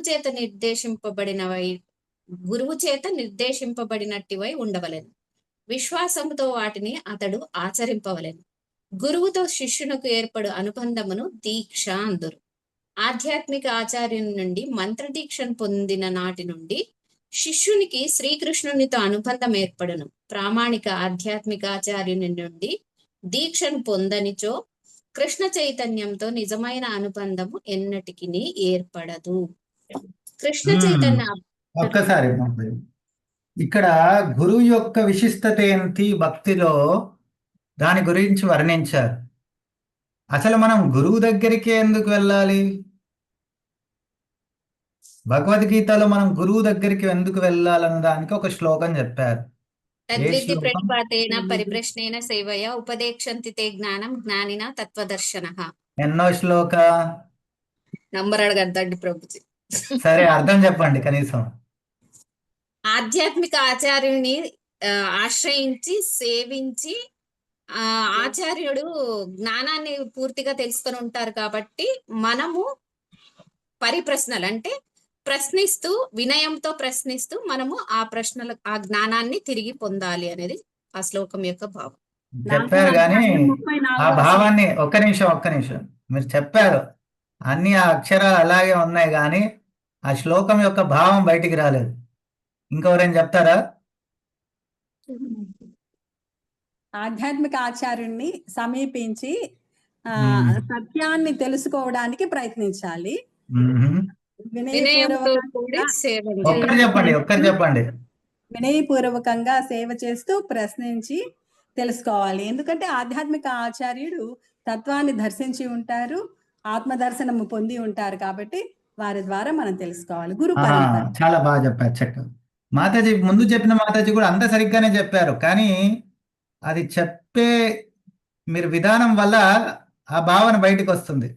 మొదట మనం తత్విద్ది ప్రణిపాతైన పరిప్రశ్నేన సేవ, ఎలా వాళ్ళని గురువుని ఎలా సమీపించాలో అది చెప్పారు. దాని తర్వాత వారినే ఎందుకు సమీపించాలి అంటే తత్వదర్శన జ్ఞానిన తత్వదర్శనం చూశారు వాళ్ళు జ్ఞానం కలిగి ఉన్నారు కాదు, జ్ఞానిన తత్వదర్శన సాక్షాత్ దర్శనం చేసుకున్నారు. దాన్ని జ్ఞానం కాదు, అది విజ్ఞానం, తత్వదర్శన సాక్షాత్ దర్శనం చేసుకున్నారు. కాబట్టి గురువు యొక్క స్థానాన్ని చాలా విశేషమైనది, దానికి వేరే ఏ ఆల్టర్నేటివ్ లేదు మనకి. కంపల్సరీ ప్రతి ఒక్కరూ ఆధ్యాత్మిక జీవితంలో ఒక గురువుని అనుసరిస్తూ ముందుకు వెళ్ళాలి. అప్పుడే వారికి భక్తి మార్గంలో సులువుగా వాళ్ళు ఉన్నతను పొందగలుగుతారు అని.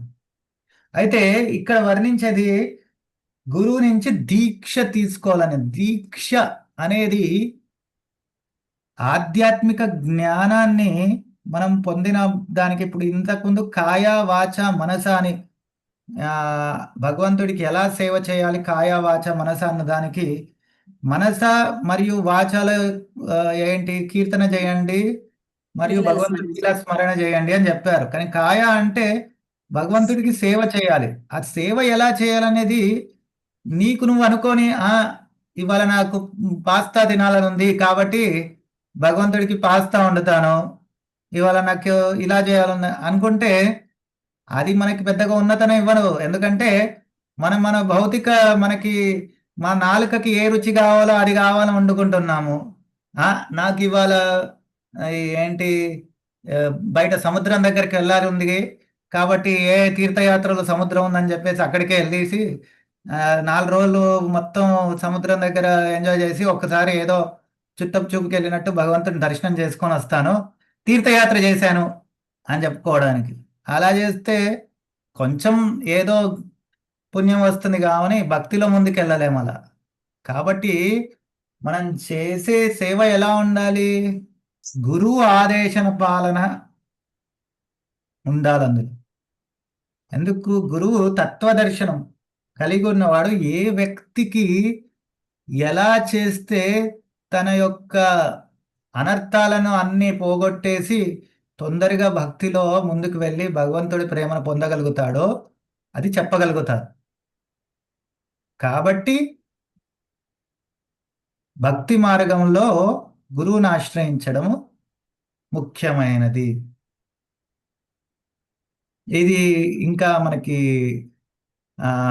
ఫస్ట్ చాప్టర్ సెకండ్ చాప్టర్లో వెళ్ళినప్పుడు ఈ విషయం గురించి ఇంకా ఎక్కువ చర్చిద్దాము. ఇప్పుడు కలిగితే దాని యొక్క విశిష్టత ఏంటి అనేది అర్థం చేసుకుందాం. మాతాజీ కంటిన్యూ చేయండి, మీరు చదివిన వాళ్ళు ఎవరింతాక. హరే కృష్ణ ప్రభుజీ. కృష్ణ చైతన్య అభ్యాసము భౌతికం కాదు. దేవాది దేవుడు 3 రకముల శక్తులను కలిగి ఉండును. బహిరంగ శక్తి, ఆంతరంగ శక్తి, తటస్థ శక్తి. జీవులందరూ అతని తటస్థ శక్తికి సంబంధించిన వారు. ఈ సమస్త భౌతిక జగత్తు అతని బహిరంగ లేక భౌతిక శక్తికి సంబంధించినది. ఒక్క నిమిషం. భగవంతుడి యొక్క బహిరంగ శక్తిని వర్ణిస్తూ తటస్థ శక్తిని వర్ణిస్తూ 2 శ్లోకాలు ఉన్నాయి. ఎవరు చెప్తారు గీతలో? బహిరంగ శక్తి అంటే ఏంటి అనేది వర్ణిస్తూ భగవంతుడిది శ్లోకం భగవద్గీత నుంచి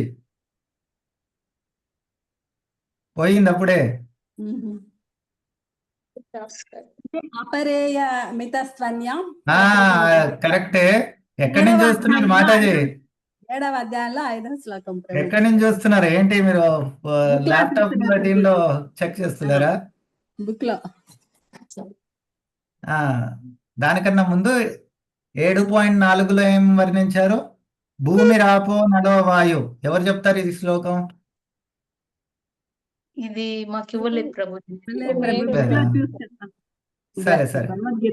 సరే నేను చెప్తాను, వినండి జస్ట్. భూమి రాపో నలో వాయు కం మనో బుద్ధిరేవచ అహంకార ఇతీయమ్మే భిన్న ప్రకృతి రష్టద. భూమి అంటే భూమి, ఆప అంటే శరీరం నీరు, నల అంటే అగ్ని, వాయు అంటే వాయు, కం అంటే ఆకాశం అని. ఈ 5 స్థూలమైన ఎలిమెంట్స్. ఇంకా మనస్సు, బుద్ధి మరియు అహంకారం ఇవి సూక్ష్మమైన. ఈ 8 ఎలిమెంట్స్, ఈ 8 భిన్న ప్రకృతి అష్టద. ప్రకృతి యొక్క 8 ఎలిమెంట్స్ ఏమంటాము తెలుగులో? మూలకాలు. మూల కారణాలు ఇది కరెక్ట్ వర్డ్ కాదు, కానీ మీకు అర్థమైంది.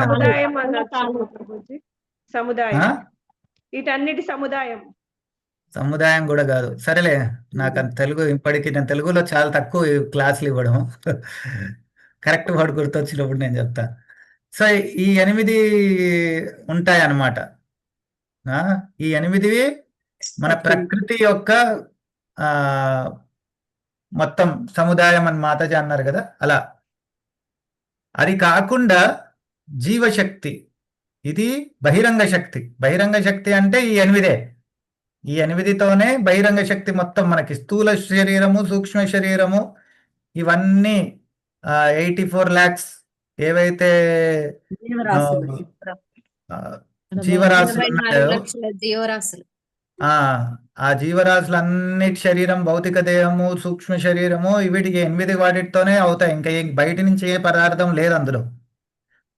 ఈ 8 పదార్థాలు అంటాం ఎలిమెంట్స్ని. ఈ 8 పదార్థాలతోనే అవుతాయి. సో కాబట్టి బహిరంగ శక్తి అంటే ఈ 8 పదార్థాలు మాత్రమే అని 7.4 శ్లోకంలో చెప్పారు. దాని తర్వాత 7.5 ఏంటి? మాతాజీ చదువుతున్నారు, ఇందాక చదవండి.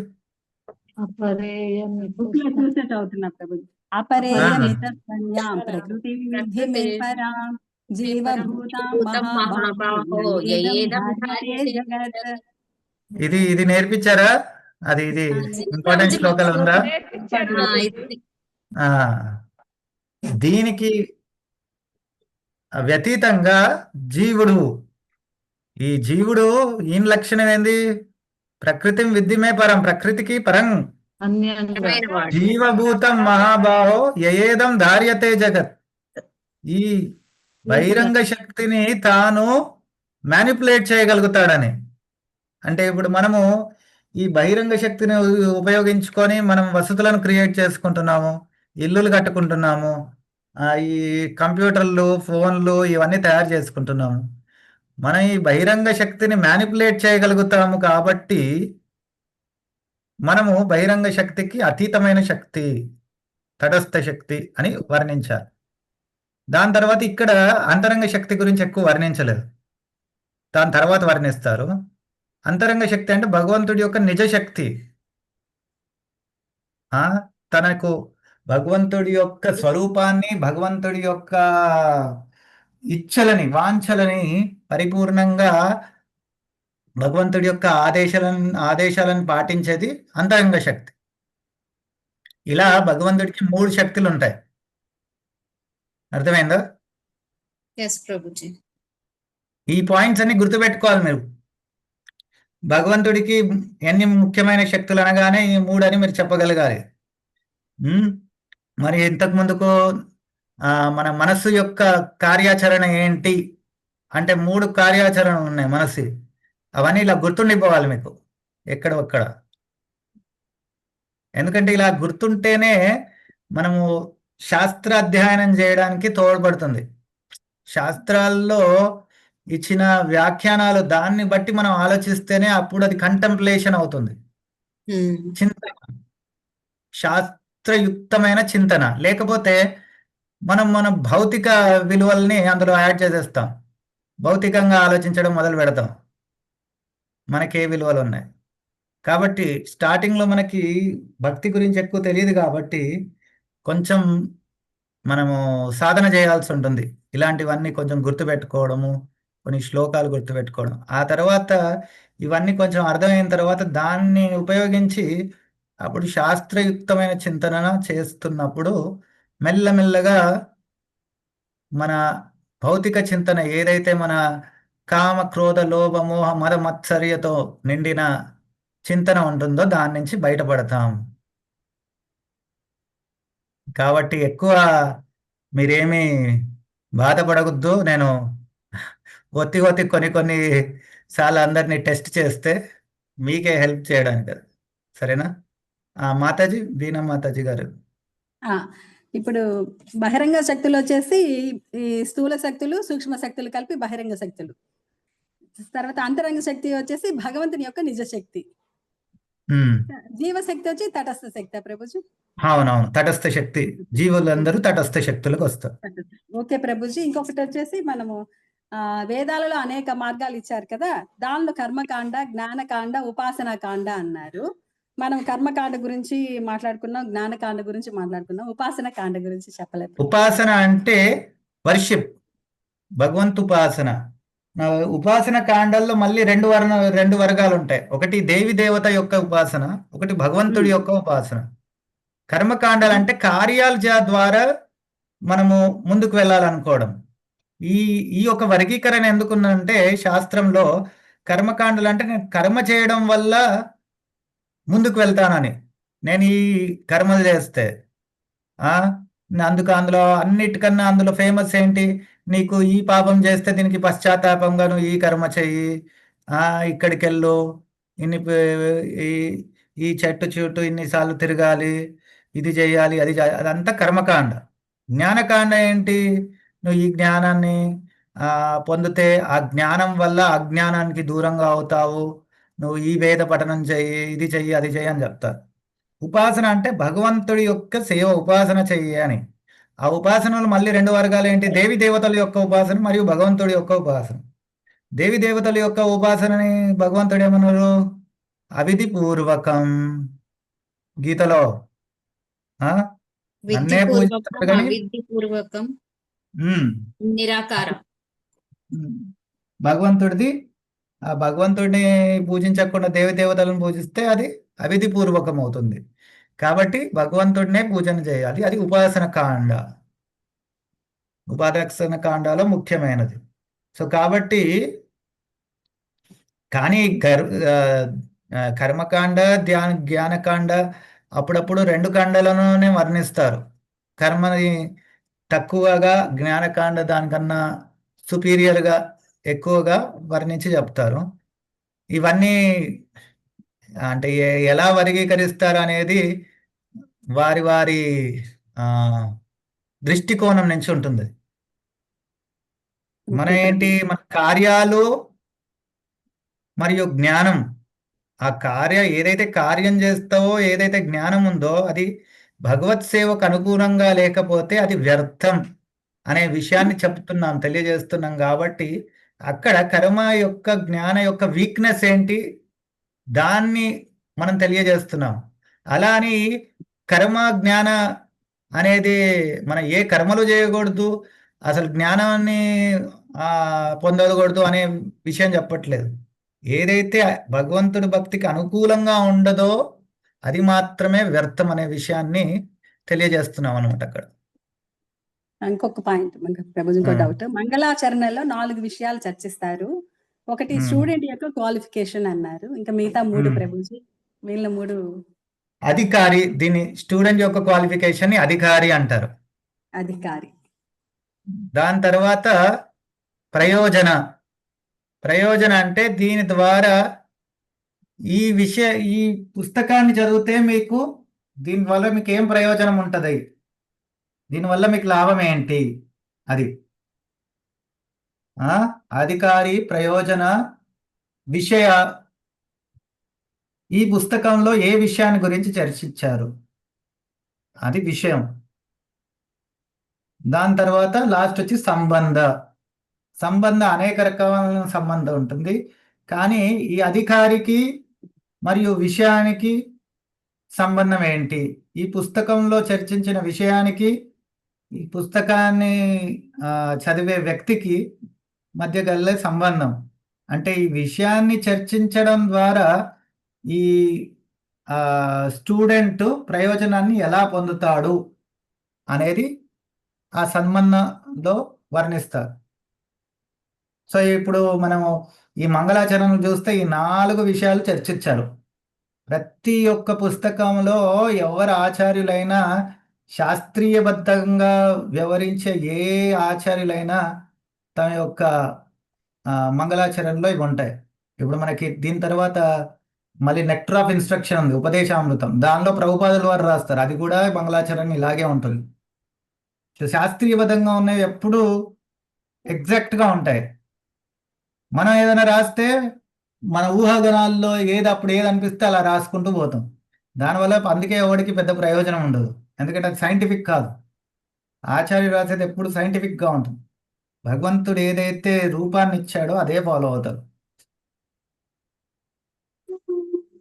నేను ఈ టెక్నికల్ డీటెయిల్స్కి ఎక్కువ లోపలికి వెళ్ళట్లేదు, మళ్ళీ ఇవన్నీ కొంచెం ఎక్కువ అవుతాయని స్టార్టింగ్లో. కాకపోతే ఇది మంగళాచరణ యొక్క స్వరూపం, అలాగే ఉంటుంది. నెక్స్ట్ ఇంకొక 10 నిమిషాలు ఉంది, చదవండి. కంటిన్యూ చేస్తున్నాం ప్రభుజీ. చదువు. ఈ సమస్త భౌతిక జగత్తు అతని బహిరంగ లేక భౌతిక శక్తికి సంబంధించినది. ఆధ్యాత్మిక జగత్తు కూడా కలదు, అది అతని అంతరంగ శక్తి ప్రకటము. తటస్థ శక్తిలో భాగములైన జీవులు న్యూన బహిరంగ శక్తికి లోబడి భౌతిక కర్మలను చేస్తుందరు. వారు తమ కర్మలను అంతరంగ ఆధ్యాత్మిక శక్తికి లోబడి చేయుటను ఆరంభించినచో వారి కర్మలు కృష్ణ చైతన్య కర్మలుగా పిలువబడును. అనగా మహాత్ములు లేక మహాభక్తులు బహిరంగ శక్తికి లోబడి కర్మలను చేయరు. వారు అంతరంగ శక్తి రక్షణలోనే తమ కర్మలను చేయుదురు.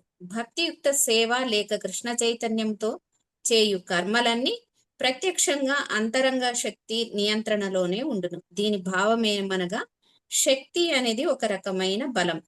ప్రామాణిక ఆచార్యుని శ్రీకృష్ణుని కృపతోనే ఆ బలమును ఆధ్యాత్మిక రూపముగా మలుచుకోవచ్చు. హరే కృష్ణ. ఇది చాలా ముఖ్యమైన విషయం అన్నమాట. జీవుణ్ణి తటస్థ శక్తి ఎందుకంటారు అంటే, తటస్థ అంటే అటు నీళ్ళలో కాదు, ఇటు భూమి పైన కాదు, మధ్యలో ఉంది అని. అంటే జీవుడు తటస్థ శక్తి యొక్క లక్షణం ఏంటంటే తను కేవలం బహిరంగ శక్తికి లేదా అంతరక్క శక్తికి ఆధీనంలోనే నడుచుకోవాలి. ఎవరికో ఒకరికి తను సమర్పించుకొని ఆ శక్తి యొక్క ఆధీనంలో నడుచుకోవాలి. తనకంటూ స్వతంత్రం లేదు ఈ విషయంలో. నేను స్వతంత్రంగా బహిరంగ శక్తికి కాకుండా ఇటు అంతరంగ శక్తికి కాకుండా నా అంతలు నేను ఉంటానంటే అది తన యొక్క తత్వానికి విరుద్ధం. ఎందుకంటే జీవుడు తత్వం ఏంటి? సత్ చిత్ ఆనందం. సచ్చిదానంద. అది ఇప్పుడు నువ్వు అటు అంతరంగ శక్తికి ఇటు బహిరంగ శక్తికి కాకుండా నేను నా అంతలు నేనే ఉంటానంటే అది బ్రహ్మస్వరూపంలో విలీనమైనప్పుడు అలాంటి చేష్ట అలాంటి తత్వాన్ని అలాంటి పొజిషన్లో ఉండడానికి ట్రై చేస్తాడు. అప్పుడు కేవలం సత్ ఒక్క గుణం మాత్రమే ఉంటుంది, చిత్ ఆనంద లేవు అక్కడ. కాబట్టి జీవుడు ఆ బ్రహ్మ విలీనంలో చాలా ఏళ్ళు ఉన్నప్పటికీ మళ్ళీ తనకు ఏదైనా కార్యం చేయాలి అని ఆసక్తి కలుగుతుంది. అప్పుడు తను అంతరంగ శక్తిగా లేదా బహిరంగ శక్తి యొక్క ఆధీనంలోకి రావాల్సిందే. అంతరంగ శక్తి ఆధీనంలోకి వెళ్ళాలంటే తనకి భగవంతుడి పట్ల భక్తి ఉండాలి, ప్రేమ ఉండాలి. అది లేకపోతే ఇంకా సహజంగా ఆయన మళ్ళీ భౌతిక ప్రపంచంలోకి వస్తారు. కాబట్టి నిరాకారవాదులకి వారి యొక్క ముక్తి కూడా తాత్కాలికం. వారికి ఏదైతే ముక్తి లభిస్తుందో అది శాశ్వతం కాదు. ఎందుకంటే కేవలం సత్ గుణం మాత్రమే ఉంది, చిత్ ఆనంద లేవు అక్కడ ఆ బ్రహ్మ విలీనంలో. తో ఇది మనం గ్రహించాల్సిన విషయం ఏంటంటే మనం తటస్థ శక్తి కాబట్టి మనకున్నవి రెండే చాయిస్. అంతరంగ శక్తి ఆధీనంలో ఉంటావా లేదా బహిరంగ శక్తి ఆధీనంలో ఉంటావా? ఏ శక్తి ఆధీనంలో ఉంటే మీకు ఎలాంటి ఫెసిలిటీస్ ఉంటాయి అవి ఇక్కడ వర్ణించారు. అంతరంగ శక్తిలో ఎవరైతే నిజంగా మేధావులో వారు అంతరంగ శక్తిని చూస్ చేసుకొని అటు వెళ్ళిపోయారు. మిగతా బుద్ధిహీనులు ఎవరైతే ఉన్నారో వాళ్ళందరూ బహిరంగ శక్తిని చూస్ చేసుకొని భౌతిక ప్రపంచంకి వచ్చారు. కాబట్టి ఎప్పుడైనా మన తప్పును తెలుసుకొని మనం బహిరంగ శక్తి నుంచి అంతరంగ శక్తి యొక్క ఆధీనంలోకి వెళ్ళాలనే కోరిక కలుగజేసుకొని అటు వెళ్ళడానికి ప్రయత్నించాలి. అది ఈ యొక్క భక్తి తత్వం యొక్క మూల విషయం. అర్థమైందా? ఇంకా చదవండి మాతాజీ, ఇంకొక పారాగ్రాఫ్ చదవచ్చు. హరే కృష్ణ. శ్రీ కృష్ణదాస కవిరాజ గోస్వామి రచించిన శ్రీ చైతన్య చరితామృతంలో అదృష్టవంతుడైన జీవి శ్రీకృష్ణుని అనుగ్రహం చేతనే ఒక ప్రామాణికుడైన ఆధ్యాత్మిక ఆచార్యుని సమీపించగలుగును అని శ్రీ చైతన్య మహాప్రభు తెలిపాను.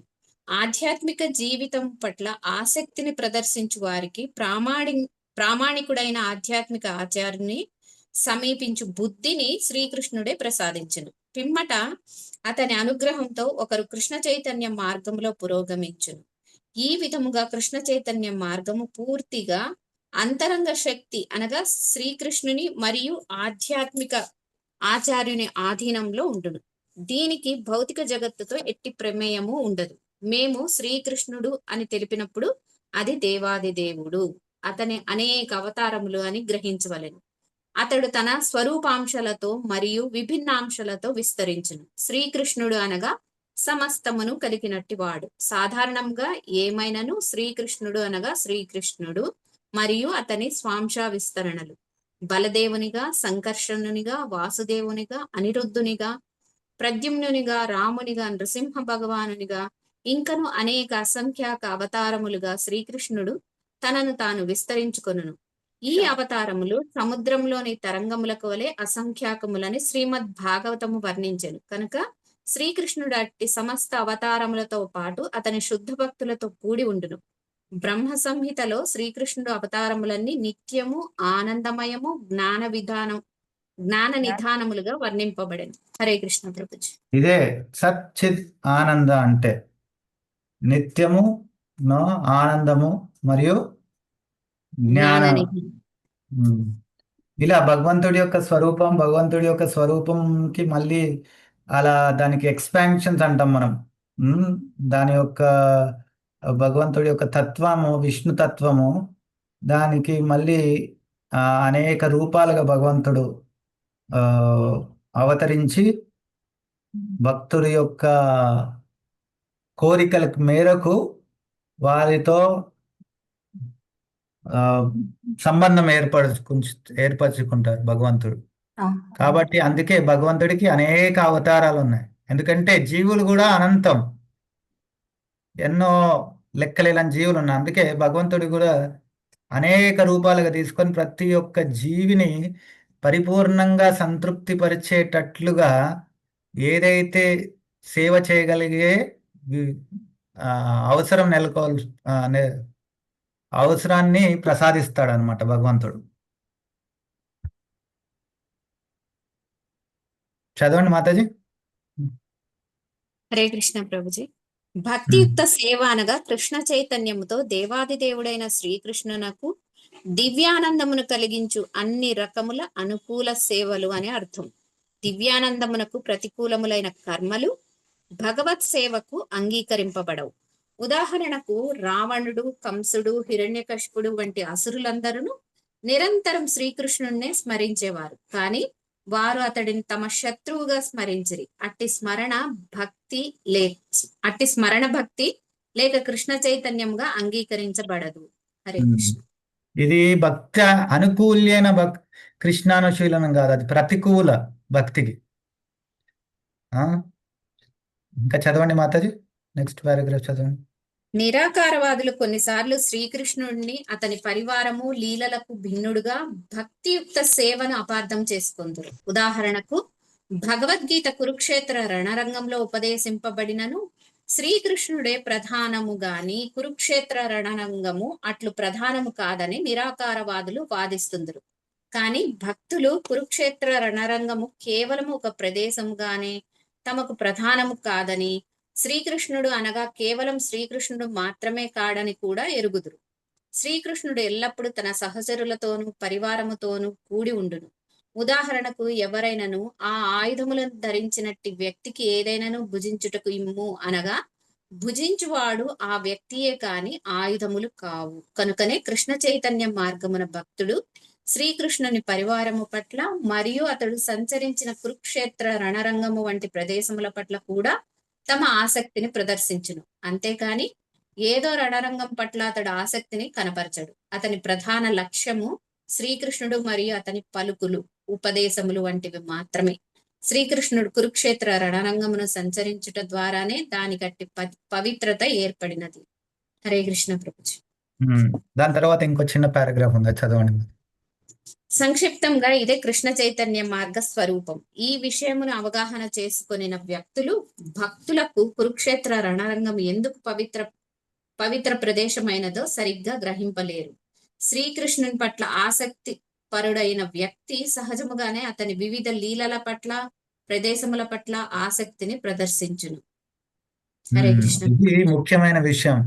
మనం కేవలం భగవంతుడి పట్ల మన దృష్టిని కేంద్రీకరించాలి, అన్య ఏ విషయాల పట్లను కాదు. భగవంతుడు ఏ లీలలు చేస్తే అవే మనం గుర్తుపెట్టుకుంటాం. మన భౌతికంగా మనకి ఏవైతే విలువలు ఉన్నాయో దానికి అనుసరించి నాకు ఇదే ఇష్టం, నేను ఇదే చేస్తానంటే భక్తిలో ముందుకు వెళ్ళలేదు. భగవంతుడికి ఏది ఇష్టమో అది తెలుసుకోవడానికి ప్రయత్నించాలి. భగవంతుడు ఏం చేశాడో అది వినడానికి కుతూహలం చూపించాలి. అప్పుడే ముందుకు వెళ్తాము. దీని తర్వాత ఇంకో 3-4 పారాగ్రాఫ్స్ ఉన్నాయి, అది మీరు చదవండి. మనం దాని గురించి ఆల్రెడీ చర్చించాము, అది మీరు తర్వాత టైంలో చదవండి. దీంతో మనము మన ఇంట్రడక్షన్ పరిచయాన్ని సమాప్తం చేస్తాము. రేపు మనము మొదటి చాప్టర్ నుంచి మొదలు పెడదాం. ఓకే, హరే కృష్ణ. ఎవరికైనా ఏమైనా ప్రశ్నలు ఉన్నాయా? ప్రభుజీ ఒక చిన్న స్మాల్ క్వశ్చన్ ప్రభుజీ. ఉమ్, ప్రభుజీ జీవులందరూ తటస్థ శక్తిలో ఉన్నటువంటి వాళ్ళు కదా, మరి అటువంటి ఉమ్, జీవులు ఆధ్యాత్మిక జ్ఞానాన్ని అలవర్చుకోనన్నా ఉండాలి, లేదంటే భౌతిక జ్ఞానానికి వశుడైనా అయి ఉండాలి అని మనం ఈరోజు సెషన్ లో చర్చించుకున్నాం. ఉమ్, బేసిక్ గా జీవుడికి ఈ యొక్క జ్ఞానం విషయం తెలుసుకోవడానికే చాలా సంవత్సరాలు పడుతుంది, అంటే ఉమ్, నిజమైన జ్ఞానం గురించి తెలుసుకోవడానికి. ఉమ్, సో అటువంటి పరిస్థితులలో మనము ఇప్పుడు మా లైఫ్ టైంలో ఒక స్టేజ్ దాటిన తర్వాత మేము ఈ యొక్క భక్తిలోకి వచ్చాం కదా, ఉమ్, మేము ఆధ్యాత్మిక శక్తితో కనెక్ట్ అవ్వడానికి ఇంకా గురు దీక్ష కూడా తీసుకోలేదు, అయినా అని మేము ఈ యొక్క మార్గంలో ఉన్నాం. మా ఫలితాలు ఎలా ఉంటాయి? ఉమ్. మంచి ప్రశ్న వేశారు. ఈ ఇది చాలా ఆ జీవుడికి అనేక సమయం పడుతుంది. కానీ ఒక్క విషయం మీరు గ్రహించాలి ఏంటంటే, జీవుడు తన యొక్క సామర్థ్యంని బట్టి ముందుకు వెళ్ళాలనుకుంటే ఒకటేంటి, అనేకమైన కోట్లాది జన్మలైనా పడుతుంది. కానీ మనం మన సామర్థ్యం పట్ల కాన్ఫిడెన్స్తో వెళ్ళట్లేదు. మనము భగవంతుడి యొక్క శుద్ధ భక్తుల యొక్క కృప. కృపతోటి ముందుకు వెళ్తున్నాం. కాబట్టి వారు తటస్థ శక్తి కాదు, వారు భగవంతుడి యొక్క అంతరంగ శక్తి. వాళ్ళు భగవద్ధామం నుంచి ఇక్కడికి వచ్చిన వారు, జీవులన్నీ పట్ల కృప చూపించి వాళ్ళని తీసుకెళ్ళడానికి. అందులో మనకి ప్రముఖమైనది ఆచార్యులు. మనకి గురువులు ఉన్నారు. గురువులు కాకుండా ఇంకొక స్థాయి పైన ఆచార్యులకు ఇస్తాం. మన అంతర్జాతీయ కృష్ణ భావనామృత సంఘానికి ప్రధానమైన ఆచార్యులు, ప్రెడామినెంట్ శిక్షా గురువు ఎవరు అంటే శ్రీల ప్రభుపాదుల వారు. వేదాంత మనం ప్రభుపాద. శ్రీల ప్రభుపాదుల వారు రచించిన పుస్తకాలు చదువుతాం. ఎటువంటి దీక్షా గురువు అయినా సరే మన నిబంధన ఏంటి అంటే, వాళ్ళు శ్రీల ప్రభుపాదుల వారు ఇచ్చిన భగవతత్వాన్ని ఆయన ఇచ్చిన భావనతో వర్ణిస్తేనే వాళ్ళు దీక్షా గురువులు కానీ శిక్షా గురువులు కానీ ఉండడానికి అర్హులు. అది కాకుండా వారి భిన్న భిన్న ఆలోచనలు లేదా అభిప్రాయాలు ఉంటే వారికి భక్తిపూర్వకంగా మర్యాదపూర్వకంగా మన సంస్థ నుంచి డోర్ బయటికి చూపెడతామన్నమాట. ఎందుకంటే మనము ఈ భౌతికంగా మనము మన యొక్క విలువలు, మన యొక్క సిద్ధాంతాలు, మన యొక్క జ్ఞానం పట్ల మనము కాన్ఫిడెన్స్తో లేము. మనం భగవంతుడి నుంచి స్వయంగా భగవద్ధామం నుంచి ఇక్కడికి వచ్చి జీవులను పైకి తీసుకెళ్ళడానికి ఉన్న ఆచార్యుల యొక్క కృపా కటాక్షం కోసం ఎదురు చూస్తున్నాం. కాబట్టి శ్రీల ప్రభుపాదుల వారు, భక్తి సిద్ధాంత సరస్వతి ఠాకూర్ గారు, గౌర్ కిషోర్ దాస్ బాబాజీ మహారాజ్ గారు, భక్తి వినోద్ ఠాకూర్ గారు, జగన్నాథ్ దాస్ బాబాజీ మహారాజ్ గారు, బలిదేవ్ విద్యాభూషణ్ గారు, విశ్వనాథ్ చక్రవర్తి ఠాకూర్ గారు, దానికన్నా ముందు నరోత్తమ్ దాస్ ఠాకూర్, శ్రీనివాసాచార్య మరియు శ్యామానంద పండిత్ వారు, దానికన్నా ముందు జీవ గోస్వామి వారు, దానికన్నా ముందు మిరిదా గోస్వామి వారు, రూప గోస్వామి, సనాతన గోస్వామి, అలా రూప గోస్వామి వారి నుంచి శ్రీ చైతన్య మహాప్రభుల వారు, అలా మహాప్రభువుల వారి వరకు ఆ సంబంధం ఎక్కడ కట్ అవ్వద్దు. మనం ప్రభుపాదుల వారితో కూడా ఏదో సెంటిమెంటల్గా అటాచ్ అయి ఉంటే దానివల్ల కూడా మనకు పెద్దగా ప్రయోజనం ఉండదు. ఉంటుంది ప్రయోజనం, కానీ భగవత్ ప్రేమ పొందే అంత ప్రయోజనం ఉండదు అంత తొందరగా. మనం ఎప్పుడైతే భగవంతుడి వరకు ఈ కనెక్షన్ని చూస్తామో అప్పుడే అది పరిపూర్ణమవుతుంది. కాబట్టి అప్పుడు మనకి మాతాజీ వివరించినట్లు ఆ భయం అక్కర్లేదు. ఎంతో సమయం పడుతుంది, అయ్యో నాకు అంత జ్ఞానం లేదు, అయ్యో నేను పురుష రూపంలో జన్మ తీసుకోలేదు, అయ్యో నేను బ్రాహ్మణ కులంలో జన్మ అవన్నీ పనికిరావండి. మనకి పనికొచ్చేది ఏంటి అంటే భగవంతుడి యొక్క శుద్ధ భక్తుల యొక్క ఆదేశాలను మనం పాటిస్తున్నామా లేదా? మరి రెండో విషయం కూడా అడిగారు మాతాజీ, మనం ఇంకా దీక్ష కూడా తీసుకోలేదు అంటే, మనం దీక్ష తీసుకోవాలని చెప్పేది ఎవరండి మీకు? ప్రభుపాదుల వారే. సో ఎప్పటి వరకైతే మీరు ఆ శిక్షా ప్రాసెస్లో ఉంటే, అది మీరు పాటిస్తుంటే దీక్ష అది సహజంగా ముందుకు వెళ్తుంటే అవుతుంది. మీరు మక్కువ చూపెట్టకుండా మీరు ఆపితే ఆగుతుంది కానీ లేకపోతే ఆగదు. ఇది సిస్టమేటిక్ ప్రొసీజర్, ముందుకు వెళ్తూనే ఉంటారు. మా అంటే ఒక సంవత్సరం కొంతమంది మన గురువులు గారు వారి ఫ్రీడమ్ కూడా ఉంటుంది. కొంతమంది గురువు వాళ్ళు తొందరగా ఇస్తారు, కొంతమంది గురువు వాళ్ళు వెయిట్ చేయమంటారు. ఎందుకంటే అక్కడ అది పర్సనల్, వారి యొక్క అభిప్రాయం, వాళ్ళు ఎలా ముందుకు తీసుకెళ్తారని. అది మీకు మీ మెంటాలిటీకి అనుగుణంగా మీరు ఆ గురువుని చూస్ చేసుకుంటే, మరి ఆయన ఇచ్చిన ఆదేశాలని పాటించాలి అంటే అలా వెయిట్ చేయాలి. కొంతమందికి అయితే మీకు తొందరగా వస్తుంది. అటు వెళ్ళే ముందు కూడా మీకు మీ దగ్గర ఉన్న శిక్షా గురువులు ఉన్నారు మీకు, రామ్ లక్ష్మణ్ రావు గారు కావచ్చు, మరి ఇంకెవరైనా కావచ్చు. వారు మీకు చెప్తారు కదా ఎక్కడ ఎలా తీసుకోవాలి. ఇలా ఇప్పుడు మనం ఈ భక్తి శాస్త్రి ఇలా కోర్సులు చేయాలని కూడా ప్రభుపాదుల వారే చెప్పారు. మనం చర్చిస్తున్నాం అందరం కూర్చొని.